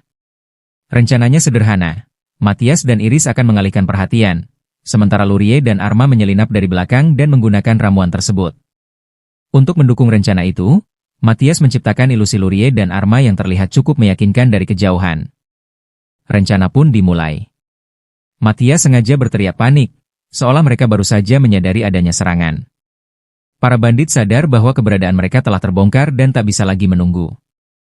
Mereka langsung melepaskan hujan panah. Iris menangkis sebagian besar panah itu, tetapi beberapa tetap mengenainya. Amarahnya langsung meluap. Ia hampir menerjang para bandit, namun Matthias dengan cepat menjatuhkannya ke tanah, yakin bahwa seseorang pasti akan mati jika Iris menyerang dengan serius. Lurie dan Arma berhasil menyelinap ke belakang para bandit dan mengaktifkan alat sihir penyebar gas tidur. Dalam hitungan detik, para bandit tumbang satu persatu. Namun ada satu masalah kecil. Gas itu menyebar lebih luas dari perkiraan. Lurie dan Arma tidak sempat menjauh dan akhirnya ikut tertidur lelap. Setelah gas menghilang, Matthias dan Iris mendekat untuk memastikan situasi aman. Melihat Arma tertidur pulas, Iris iseng menggambar kumis palsu di wajahnya. Sementara itu, Matthias sempat terpana melihat wajah tidur Lurie yang tampak menggemaskan, tetapi tetap membangunkannya sambil mengingatkan agar ia lebih memperhitungkan jangkauan alat sihir lain kali. Lurie meminta maaf dengan gugup. Namun begitu ia berbalik dan melihat wajah Arma yang penuh coretan, ia langsung tertawa. Arma pun sadar bahwa Iris adalah pelakunya, dan keduanya segera bertengkar kecil. Setelah itu, mereka melanjutkan perjalanan menuju kota Folia. Kota tersebut dipenuhi bengkel yang terus-menerus mengeluarkan asap dan uap. Atmosfernya terasa berat dan tidak nyaman. Lurie dan Matthias mendeteksi lebih dari 30 tanda sihir iblis yang tersebar di seluruh kota. Matthias menjelaskan bahwa tanda itu terasa lemah hanya karena para iblis menyembunyikan keberadaan mereka. Arma dan Lurie bertanya bagaimana mungkin ada begitu banyak iblis di satu kota, mengingat Matthias pernah mengatakan bahwa iblis tidak suka bekerja dalam kelompok. Matthias menjawab bahwa Folia kemungkinan besar dikuasai oleh demi-demon, yaitu kelas iblis khusus yang tidak memiliki sihir tingkat tinggi, tetapi mampu bekerja sama dalam jumlah besar. Jika dugaan itu benar, situasinya jauh lebih berbahaya dari yang ia perkirakan. Keamanan kota sangat ketat. Namun karena mereka telah memastikan adanya demi-demon, Matthias merasa tidak perlu melewati gerbang utama. Ia mengatakan telah menemukan sesuatu yang menarik, lalu membawa mereka ke sebuah dinding tersembunyi. Dengan menghapus sihir yang menutupinya, Matthias membuka lorong rahasia. Ia yakin lorong itu dulunya digunakan khusus oleh para iblis dan akan membawa mereka langsung ke jantung kota. Mereka pun masuk ke lorong tersebut, meski harus melewati saluran pembuangan yang bau dan gelap. Saat berjalan lebih dalam, Matthias menyuruh mereka berhenti. Sihir pendeteksinya menangkap keberadaan sesuatu. Ada seorang demi-demon yang berjaga tepat di balik tikungan. Kelompok itu sempat berpikir bagaimana cara menghadapinya, tetapi Matthias berkata dengan tenang bahwa mereka akan melewatinya tanpa kesulitan. Ia menggunakan sihir yang memungkinkannya menembus dinding. Matias muncul tepat di belakang demi-demon itu. Kedua tangannya keluar dari dinding, dan dalam sekejap ia merapal mantra yang membuat iblis tersebut terjatuh. Ia lalu memanggil yang lain untuk segera menyusul. Matias memanggil temannya untuk maju karena situasinya sudah aman. Ia menjelaskan bahwa pria tadi adalah penjaga di lorong itu. Matias telah menggunakan mantra stagnation untuk menumpulkan inderanya secara ekstrim selama beberapa waktu, sehingga mereka bisa pergi tanpa terdeteksi. Iris sempat ingin mencoret-coret wajah penjaga itu juga, tetapi Matias segera menghentikannya. Mereka akhirnya mencapai pusat kota dan bergerak diam-diam untuk menghindari perhatian. Suasana di dalam kota jauh lebih buruk daripada yang terlihat dari luar. Arma berkomentar bahwa Melu bisa dianggap tempat yang layak dibandingkan kota ini. Penduduk kota tampak seperti zombie berjalan tanpa tujuan, tatapan kosong, seolah berada dalam hipnotis. Mereka bahkan tidak menyadari keberadaan kelompok Matias yang tepat di tengah jalan. Matias memperhatikan bahwa tanda sihir para penduduk juga terasa aneh. Ia menghentikan seorang pria dan memeriksanya, lalu menyadari bahwa ada mantra yang bekerja pada dirinya. Mantra itu disebut Talk Paralysis, sebuah jenis sihir stagnasi yaitu jenis yang sama seperti yang ia gunakan pada penjaga sebelumnya. Kini mereka yakin sepenuhnya bahwa ini adalah ulah para iblis. Tak lama, mereka menemukan antrean panjang di depan sebuah pabrik. Di sana, seorang demi-demon terlihat merapal Talk Paralysis pada warga kota, menundukkan mereka agar bekerja tanpa kehendak sendiri. Matias dan temannya ikut mengantre. Diam-diam, Matias merapal mantra penangkal pada semua anggota kelompoknya, sehingga mereka tampak seperti orang-orang yang terkena Talk Paralysis. Dengan cara itu, mereka bisa masuk ke dalam pabrik untuk menyelidiki. Ia mengingatkan Iris agar bertingkah seperti orang linglung. Iris menuruti nasihat itu dengan terlalu serius, tapi ia sengaja tersandung saat berjalan. Seorang demi-demon segera berlari menghampiri mengira Iris mengalami overdosis Talk Paralysis. Ia menggerutu bahwa manusia yang terlalu terbius akan menurunkan efisiensi kerja, tetapi tetap membiarkan mereka masuk. Terlihat para manusia dipaksa bekerja di pabrik pemurnian raksasa, menggunakan teknologi yang jauh lebih maju dibandingkan kebanyakan wilayah lain. Arma bertanya biji apa yang sedang mereka olah, dan Matias menjelaskan bahwa itu adalah biji sihir rankan yaitu mineral langka yang dapat digunakan untuk membuat bahan peledak. 1 ton bahan peledak rankan murni cukup untuk memusnahkan sebuah kerajaan. Namun Matias menambahkan bahwa untuk memurnikan kristal sebanyak itu diperlukan waktu puluhan tahun. Meski begitu, keberadaan pabrik ini tetap terlalu berbahaya untuk dibiarkan. Lalu Matias menandai lokasi sekitar 30 demi-demon pada peta. Sebagian besar dari mereka terkonsentrasi di pusat kota. Ia menjelaskan bahwa mengalahkan mereka satu persatu hampir mustahil, karena para demi-demon cenderung bergerombol untuk mempertahankan kesadaran bersama dan sebuah jaringan pikiran yang memungkinkan mereka berkomunikasi instan dan bekerja sama dengan sempurna. Arma dan Lurie menyadari bahwa jika satu demi-demon terbunuh, yang lain akan segera menyadarinya. Idealnya, semua harus dieliminasi secara bersamaan. Namun Matias menggeleng. Langkah pertama Matias adalah membuka kedok tanda sihir Iris yang sangat besar. Ledakan aura itu langsung terdeteksi para demi-demon, memaksa beberapa dari mereka bergerak untuk menyelidiki. Pemimpin mereka memerintahkan pasukannya mengepung lokasi sumber sihir tersebut. Namun saat mereka tiba, tidak ada apapun di sana. Sang pemimpin kemudian memerintahkan pengepungan diperketat dan memanggil demi-demon lain untuk bergabung. Akhirnya, mereka menemukan Iris berdiri sendirian. Saat para demi-demon mendekat, salah satu dari mereka tewas seketika oleh serangan Matias.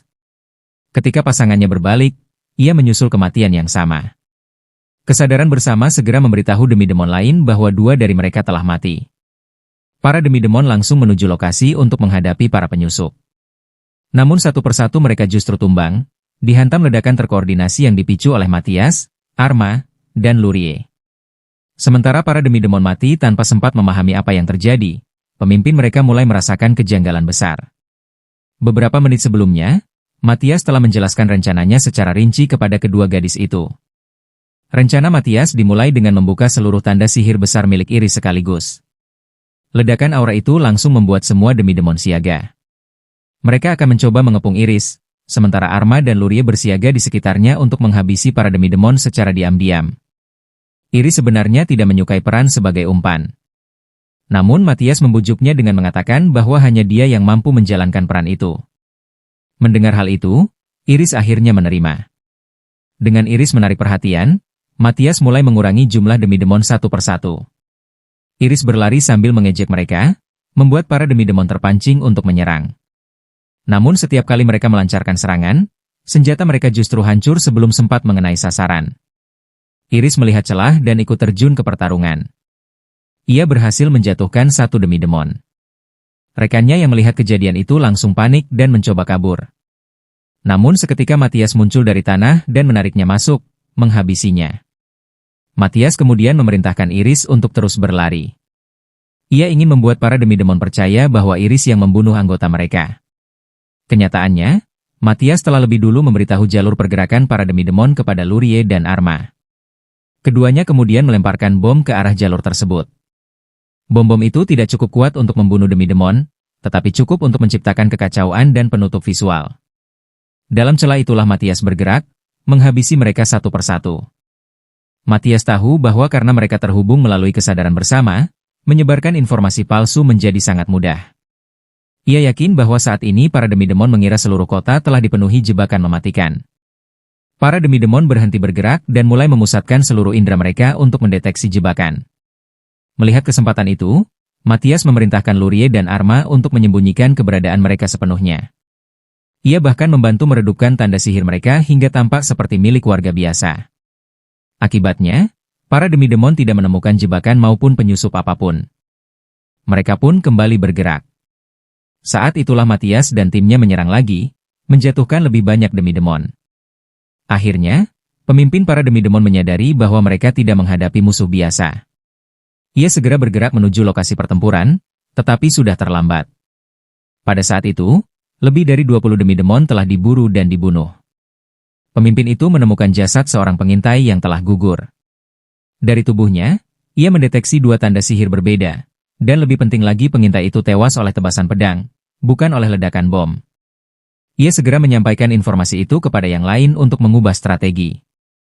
Matias segera menyadari perubahan pola pergerakan para demi-demon. Ia memerintahkan Lurie dan Arma untuk tetap di posisi mereka, sementara ia bergerak maju menghadapi kelompok demi-demon yang mulai berkumpul. Pemimpin demi-demon memerintahkan pasukannya untuk tidak lagi bertarung sendirian. Ia menyimpulkan bahwa musuh mereka menggunakan taktik pecah belah karena tidak percaya diri menghadapi mereka secara langsung. Ia memutuskan untuk menggunakan kristal sihir Rankan sebagai bahan peledak. Beberapa demi-demon ragu dengan keputusan itu, tetapi sang pemimpin sudah putus asa. Ia rela menghancurkan setengah kota demi membunuh para penyusup. Salah satu demi-demon sukarela mengambil biji peledak tersebut. Namun sebelum sempat bergerak jauh, sebuah tebasan menghantamnya dari belakang. Pemimpin demi-demon tersenyum, mengira akhirnya musuh yang selama ini mengganggu mereka telah menampakkan diri. Namun yang ia lihat bukan Matias melainkan Gilus. Gilus mengejek keputusan sang pemimpin yang ingin meledakkan kota, dan menyatakan bahwa keputusannya datang ke Folia adalah pilihan yang tepat. Pada saat yang sama, Matias merasakan tanda sihir yang sangat familiar. Ia menyadari bahwa Gilus telah lebih dulu bertarung melawan para demi-demon. Pemimpin demi-demon mencabut pedangnya dan menyerang Gilus tanpa ragu, mendorongnya mundur dengan amarah penuh. Ia ingin membalas dendam atas kematian rekan-rekannya. Namun Gilus hanya tersenyum tipis. Para demi-demon mengepung Gilus dari segala arah. Matias, yang menyaksikan adegan itu dari kejauhan, memutuskan untuk membantu temannya. Ia muncul dari belakang dan menjatuhkan dua demi-demon dalam sekejap. Para demi-demon yang tersisa langsung menyerang Matias. Namun sebelum ia sempat membalas, ia merasakan sesuatu melesat ke arahnya. Sebuah tombak menghantam tanah tepat di depannya, memaksanya mundur selangkah. Dampak tombak itu mengguncang tanah dan membuat keseimbangan para demi-demon terganggu. Matias memanfaatkan momen tersebut untuk menghabisi mereka dengan cepat, lalu kembali ke sisi Iris. Iris tertawa lebar. Ia mengeluh bahwa terlalu membosankan hanya menjadi umpan, sehingga ia memutuskan ikut bertarung. Dengan santai ia mengaku bahwa tombak tadi dilemparkan langsung ke arah Matias, karena ia yakin ia pasti akan menghindarinya. Sementara itu, Gilus sedang berhadapan langsung dengan pemimpin demi-demon. Keduanya bertarung seimbang, tetapi serangan Gilus belum mampu menembus pertahanan keras sang demon. Sebaliknya, ia justru mulai mengalami luka. Matias sempat menawarkan bantuan, namun Gilus menolaknya. Baik Gilus maupun pemimpin demi-demon kemudian melapisi tubuh mereka dengan sihir penguat, lalu kembali bertarung dengan intensitas yang lebih tinggi. Arma dan Lurie tiba di lokasi dan menyadari bahwa pertarungan itu imbang. Matthias mengamati dengan saksama dan menyadari bahwa Gilus telah menjadi jauh lebih kuat sejak membaca bukunya. Bahkan, ia mungkin mampu mengalahkan seorang demon sendirian. Meski terus terdesak, Gilus akhirnya berhasil melukai pemimpin demi demon menggunakan sihir Recoil Sun Steel. Namun sihir itu memberi beban besar pada tubuhnya. Demi demon yang murka balas menyerang dan memaksa Gilus berlutut di tanah. Meski begitu, ia tetap menolak bantuan Matthias. Dengan sisa tenaga yang dimilikinya, Gilus berdiri kembali dan menggunakan 2 Recoil Sun Steel sekaligus, lalu menebas sang demon dengan serangan mematikan. Matthias dapat merasakan bahwa Gilus sudah berada di batas kemampuannya. Pemimpin demi demon, terkesan oleh kekuatan dan kegigihannya, menyatakan bahwa ia akan menggunakan sihir pamungkas untuk mengakhiri pertarungan. Namun Gilus juga berniat melakukan hal yang sama. Saat debu mengendap, Gilus masih berdiri. Ia mengeluarkan raungan kemenangan namun tak lama tubuhnya roboh akibat kehabisan darah. Matthias memujinya, mengatakan bahwa ia menang dengan selisih yang sangat tipis. Lurie segera berlutut dan mulai merapalkan sihir penyembuhan, sementara warga kota mulai berkumpul di sekitar mereka. Namun tiba-tiba, mata pemimpin demi demon yang telah tumbang itu kembali bersinar merah. Ia bangkit dan menyerang Matthias tanpa peringatan. Matthias menahan serangannya dan berkata dengan heran bahwa demon itu seharusnya sudah mati. Namun tanda sihirnya justru jauh lebih kuat dari sebelumnya. Pada saat itu, suara yang sama seperti yang pernah ia dengar di Dungeon Melia kembali terdengar dan kali ini keluar langsung dari mulut demi demon tersebut. Suara itu mengancam Matthias, mengatakan bahwa ia akan datang mencarinya setelah segilnya hancur dan ia bangkit sepenuhnya. Kemudian, tubuh demi demon itu hancur menjadi debu. Matthias menyadari bahwa penguasa demon telah menggunakan sihir reanimasi tingkat tinggi untuk menggerakkan tubuh demi demon tersebut, tetapi wadahnya tidak cukup kuat untuk menahannya. Ia bertanya siapa sebenarnya demon kuat yang berada di balik semua ini. Namun lamunannya terhenti ketika Gilus memanggilnya dengan nada kesakitan, meminta agar segera disembuhkan. Sementara itu, warga kota yang sebelumnya berada di bawah pengaruh sihir paralisis pikiran mulai sadar kembali. Mereka tampak sangat kebingungan. Matthias sempat berpikir bahwa situasi ini akan sulit dikendalikan. Namun Gilus, yang kini telah pulih, mengambil alih keadaan sebagai petualang peringkat tinggi. Ia mengumumkan keadaan darurat dan mengambil kendali sementara atas kota Folia hingga situasi kembali normal. Ia meminta siapapun yang memiliki otoritas untuk maju, dan mandor pabrik pun melangkah ke depan. Gilus langsung menunjuknya sebagai penguasa sementara Folia. Cara Gilus menangani situasi ini membuat Matthias dan temannya tertegun. Tak lama mereka berpisah dengan Gilus. Matthias diam-diam menantikan seberapa jauh kekuatannya akan berkembang saat mereka bertemu lagi. Rombongan kemudian melanjutkan perjalanan menuju zona terlarang, hingga akhirnya tiba di lokasi perangkat tersebut. Para gadis terpana melihat sisa-sisa peradaban sihir super kuno yang terbentang di hadapan mereka. Matthias menahan dorongan untuk menyombongkan diri bahwa dialah yang menciptakan semua ini. Saat mereka semakin mendekat, Matthias hampir saja keceplosan bahwa ia adalah pencipta perangkat dan reruntuhan ini, ribuan tahun yang lalu, ketika ia masih dikenal sebagai Caius. Perangkat itu berada di bawah sebuah struktur mirip piramida. Struktur piramida itu hanya bisa dibuka dengan satu mantra khusus. Matthias merapalkannya tanpa ragu, dan seketika piramida tersebut bergetar lalu terangkat perlahan, memperlihatkan sebuah lorong bawah tanah yang menganga gelap di bawahnya. Para gadis saling berpandangan bingung. Matthias melompat lebih dulu, disusul Iris, Lurie dan Arma. Mereka mendarat di ruang bawah tanah yang luas dan di sana, perangkat kuno itu masih dalam kondisi nyaris sempurna, seolah waktu tidak pernah menyentuhnya. Saat Matthias mulai menyiapkan perangkat untuk aktivasi, ia meminta yang lain menjelajahi reruntuhan dan mencari artefak yang mungkin berguna. Namun wajahnya langsung menegang ketika melihat Lurie menemukan senjata, memalukan, yang dulu ia buat hanya untuk bersenang-senang.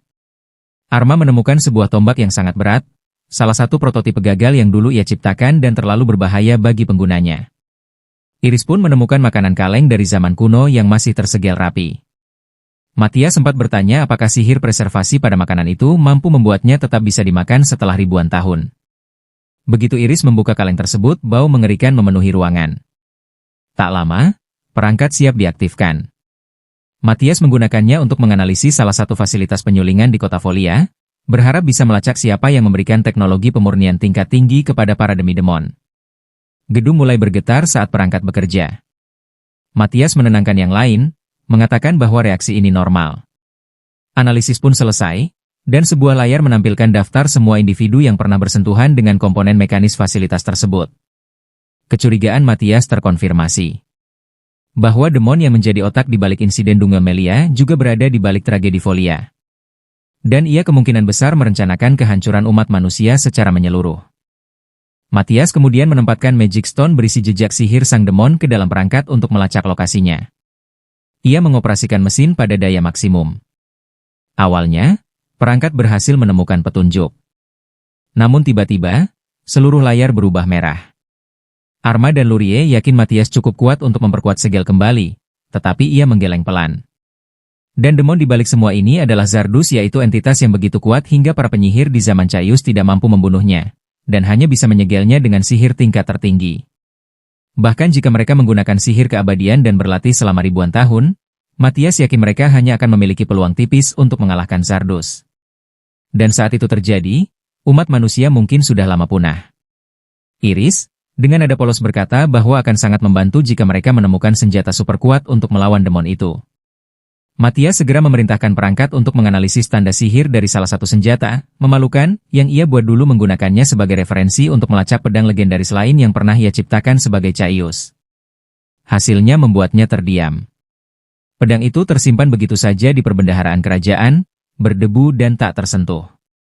Untuk pertama kalinya, harapan Matthias untuk mengalahkan Zardus muncul. Tanpa membuang waktu, Matthias dan kawan-kawan melesat menuju ibu kota, menunggangi Iris dalam wujud naga. Ia menyerahkan Magic Stone khusus kepada Arma dan Lurie, yaitu batu yang akan bereaksi jika berada dekat dengan pedang tersebut. Namun di tengah perjalanan, gelombang sihir yang luar biasa besar mengguncang udara. Zardus telah sepenuhnya membebaskan diri dari segel. Matthias merasakan kehadirannya dan fakta bahwa demon itu sedang mengejar mereka. Ia memerintahkan Arma dan Lurie untuk menyusup ke perbendaharaan kerajaan, sementara ia akan menahan Zardus. Ia tahu penghalang besar ibu kota mungkin cukup untuk menghalau demon biasa, tetapi tidak bagi Zardus. Mereka saling mengucapkan semoga beruntung, lalu melompat terjun bebas menuju perbendaharaan kerajaan. Tiba-tiba mereka menyadari satu masalah besar, yaitu penghalang ibu kota. Tak satu pun dari mereka tahu mantra untuk menembusnya. Namun Matthias telah memperhitungkan segalanya. Magic Stone yang ia berikan telah dienchant khusus, memungkinkan mereka melewati penghalang tanpa hambatan. Sementara itu, Matthias menunggu kedatangan Zardus bersama Iris. Ia tahu sang demon bergerak melalui dimensi khusus yang hanya bisa diakses oleh demon, dan akan segera muncul bersama pasukannya. Sampai saat itu tiba, ia harus menyiapkan sambutan yang pantas. Matthias mengaliri pedangnya dengan sihir, berdiri tegak di udara, saat langit perlahan berubah merah.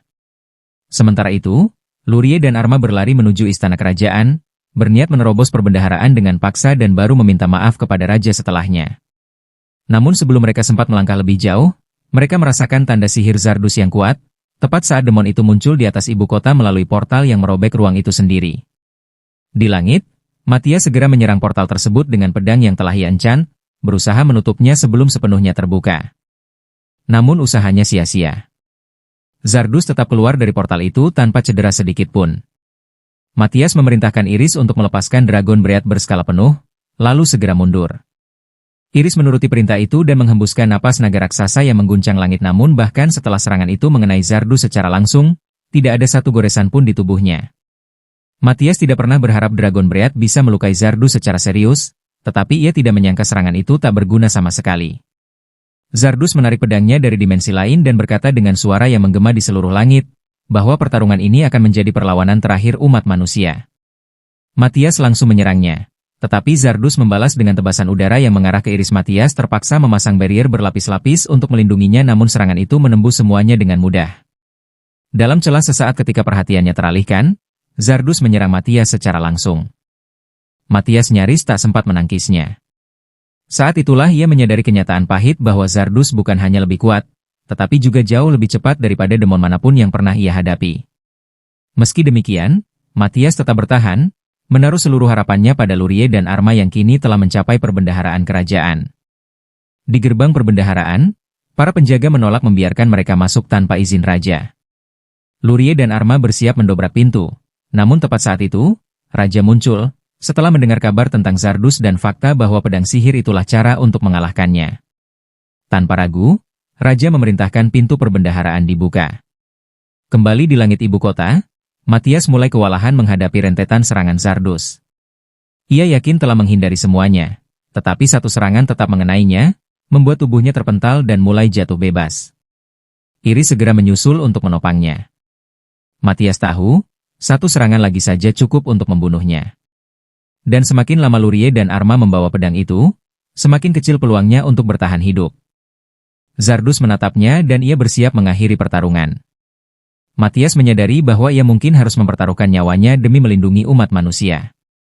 Zardus melepaskan ledakan sihir raksasa yang terbelah di langit, cukup kuat untuk menghancurkan seluruh kota. Matthias menahannya dengan barrier, namun saat ia fokus mempertahankan pertahanan itu, Zardus muncul di belakangnya. Lalu Matthias berbalik menyerang, dan Zardus tertawa. Ia mengungkapkan bahwa meskipun barrier itu mencegah pasukannya masuk dari luar, ia telah menggunakan kekuatannya untuk membangkitkan kembali demon-demon yang pernah dibunuh di ibu kota.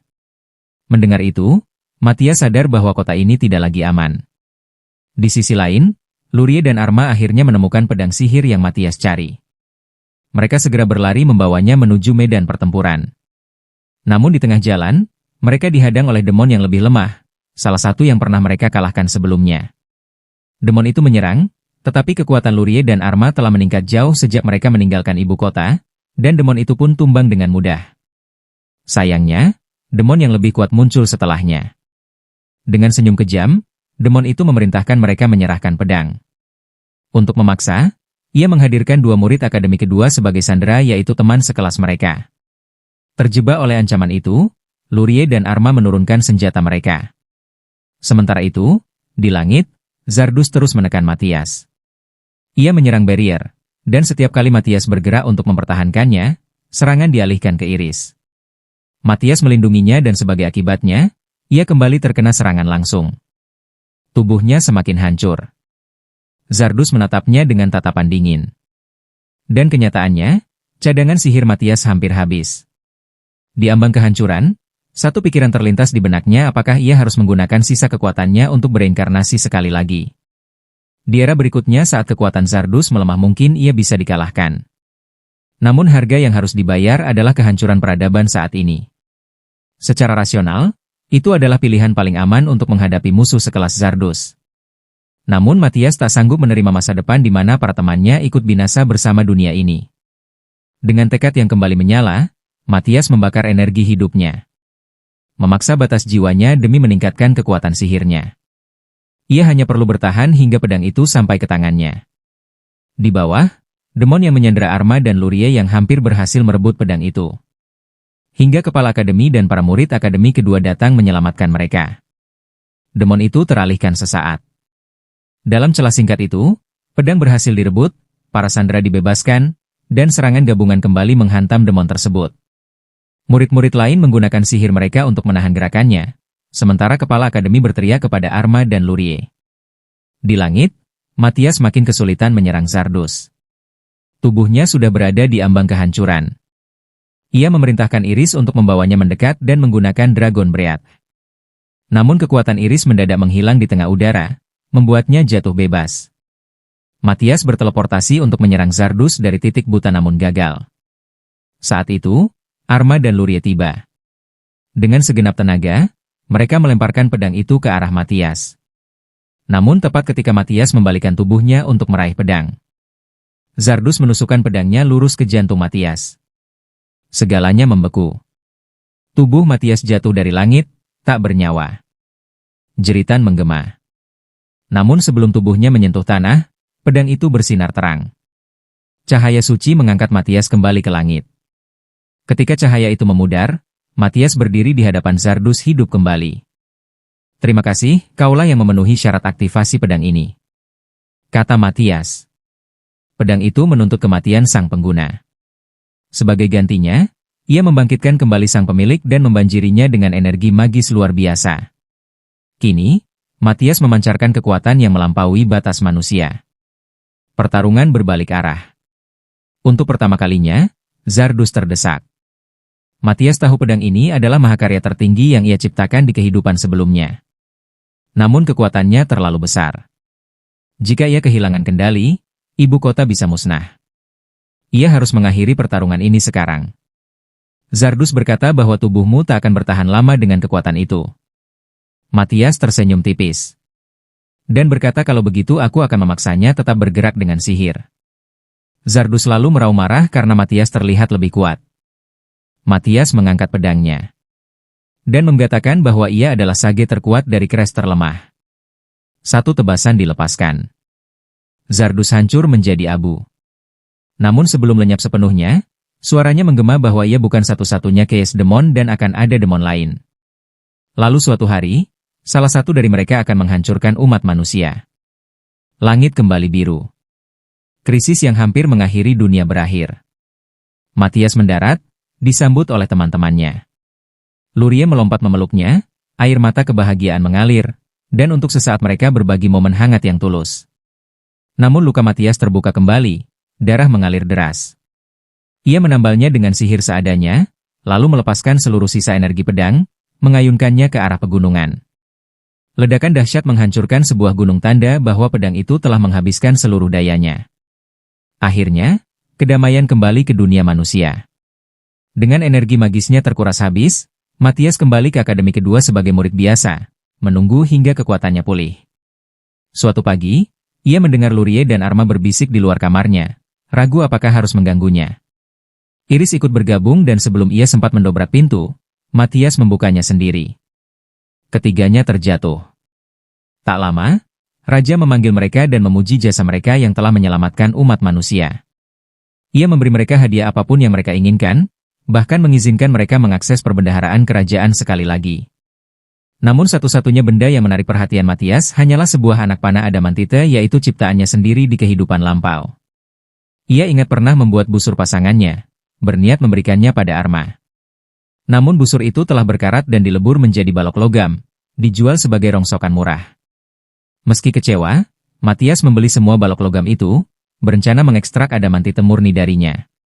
Ia juga membeli kristal ametis untuk Iris, dan sebuah kristal sihir lain untuk Lurie.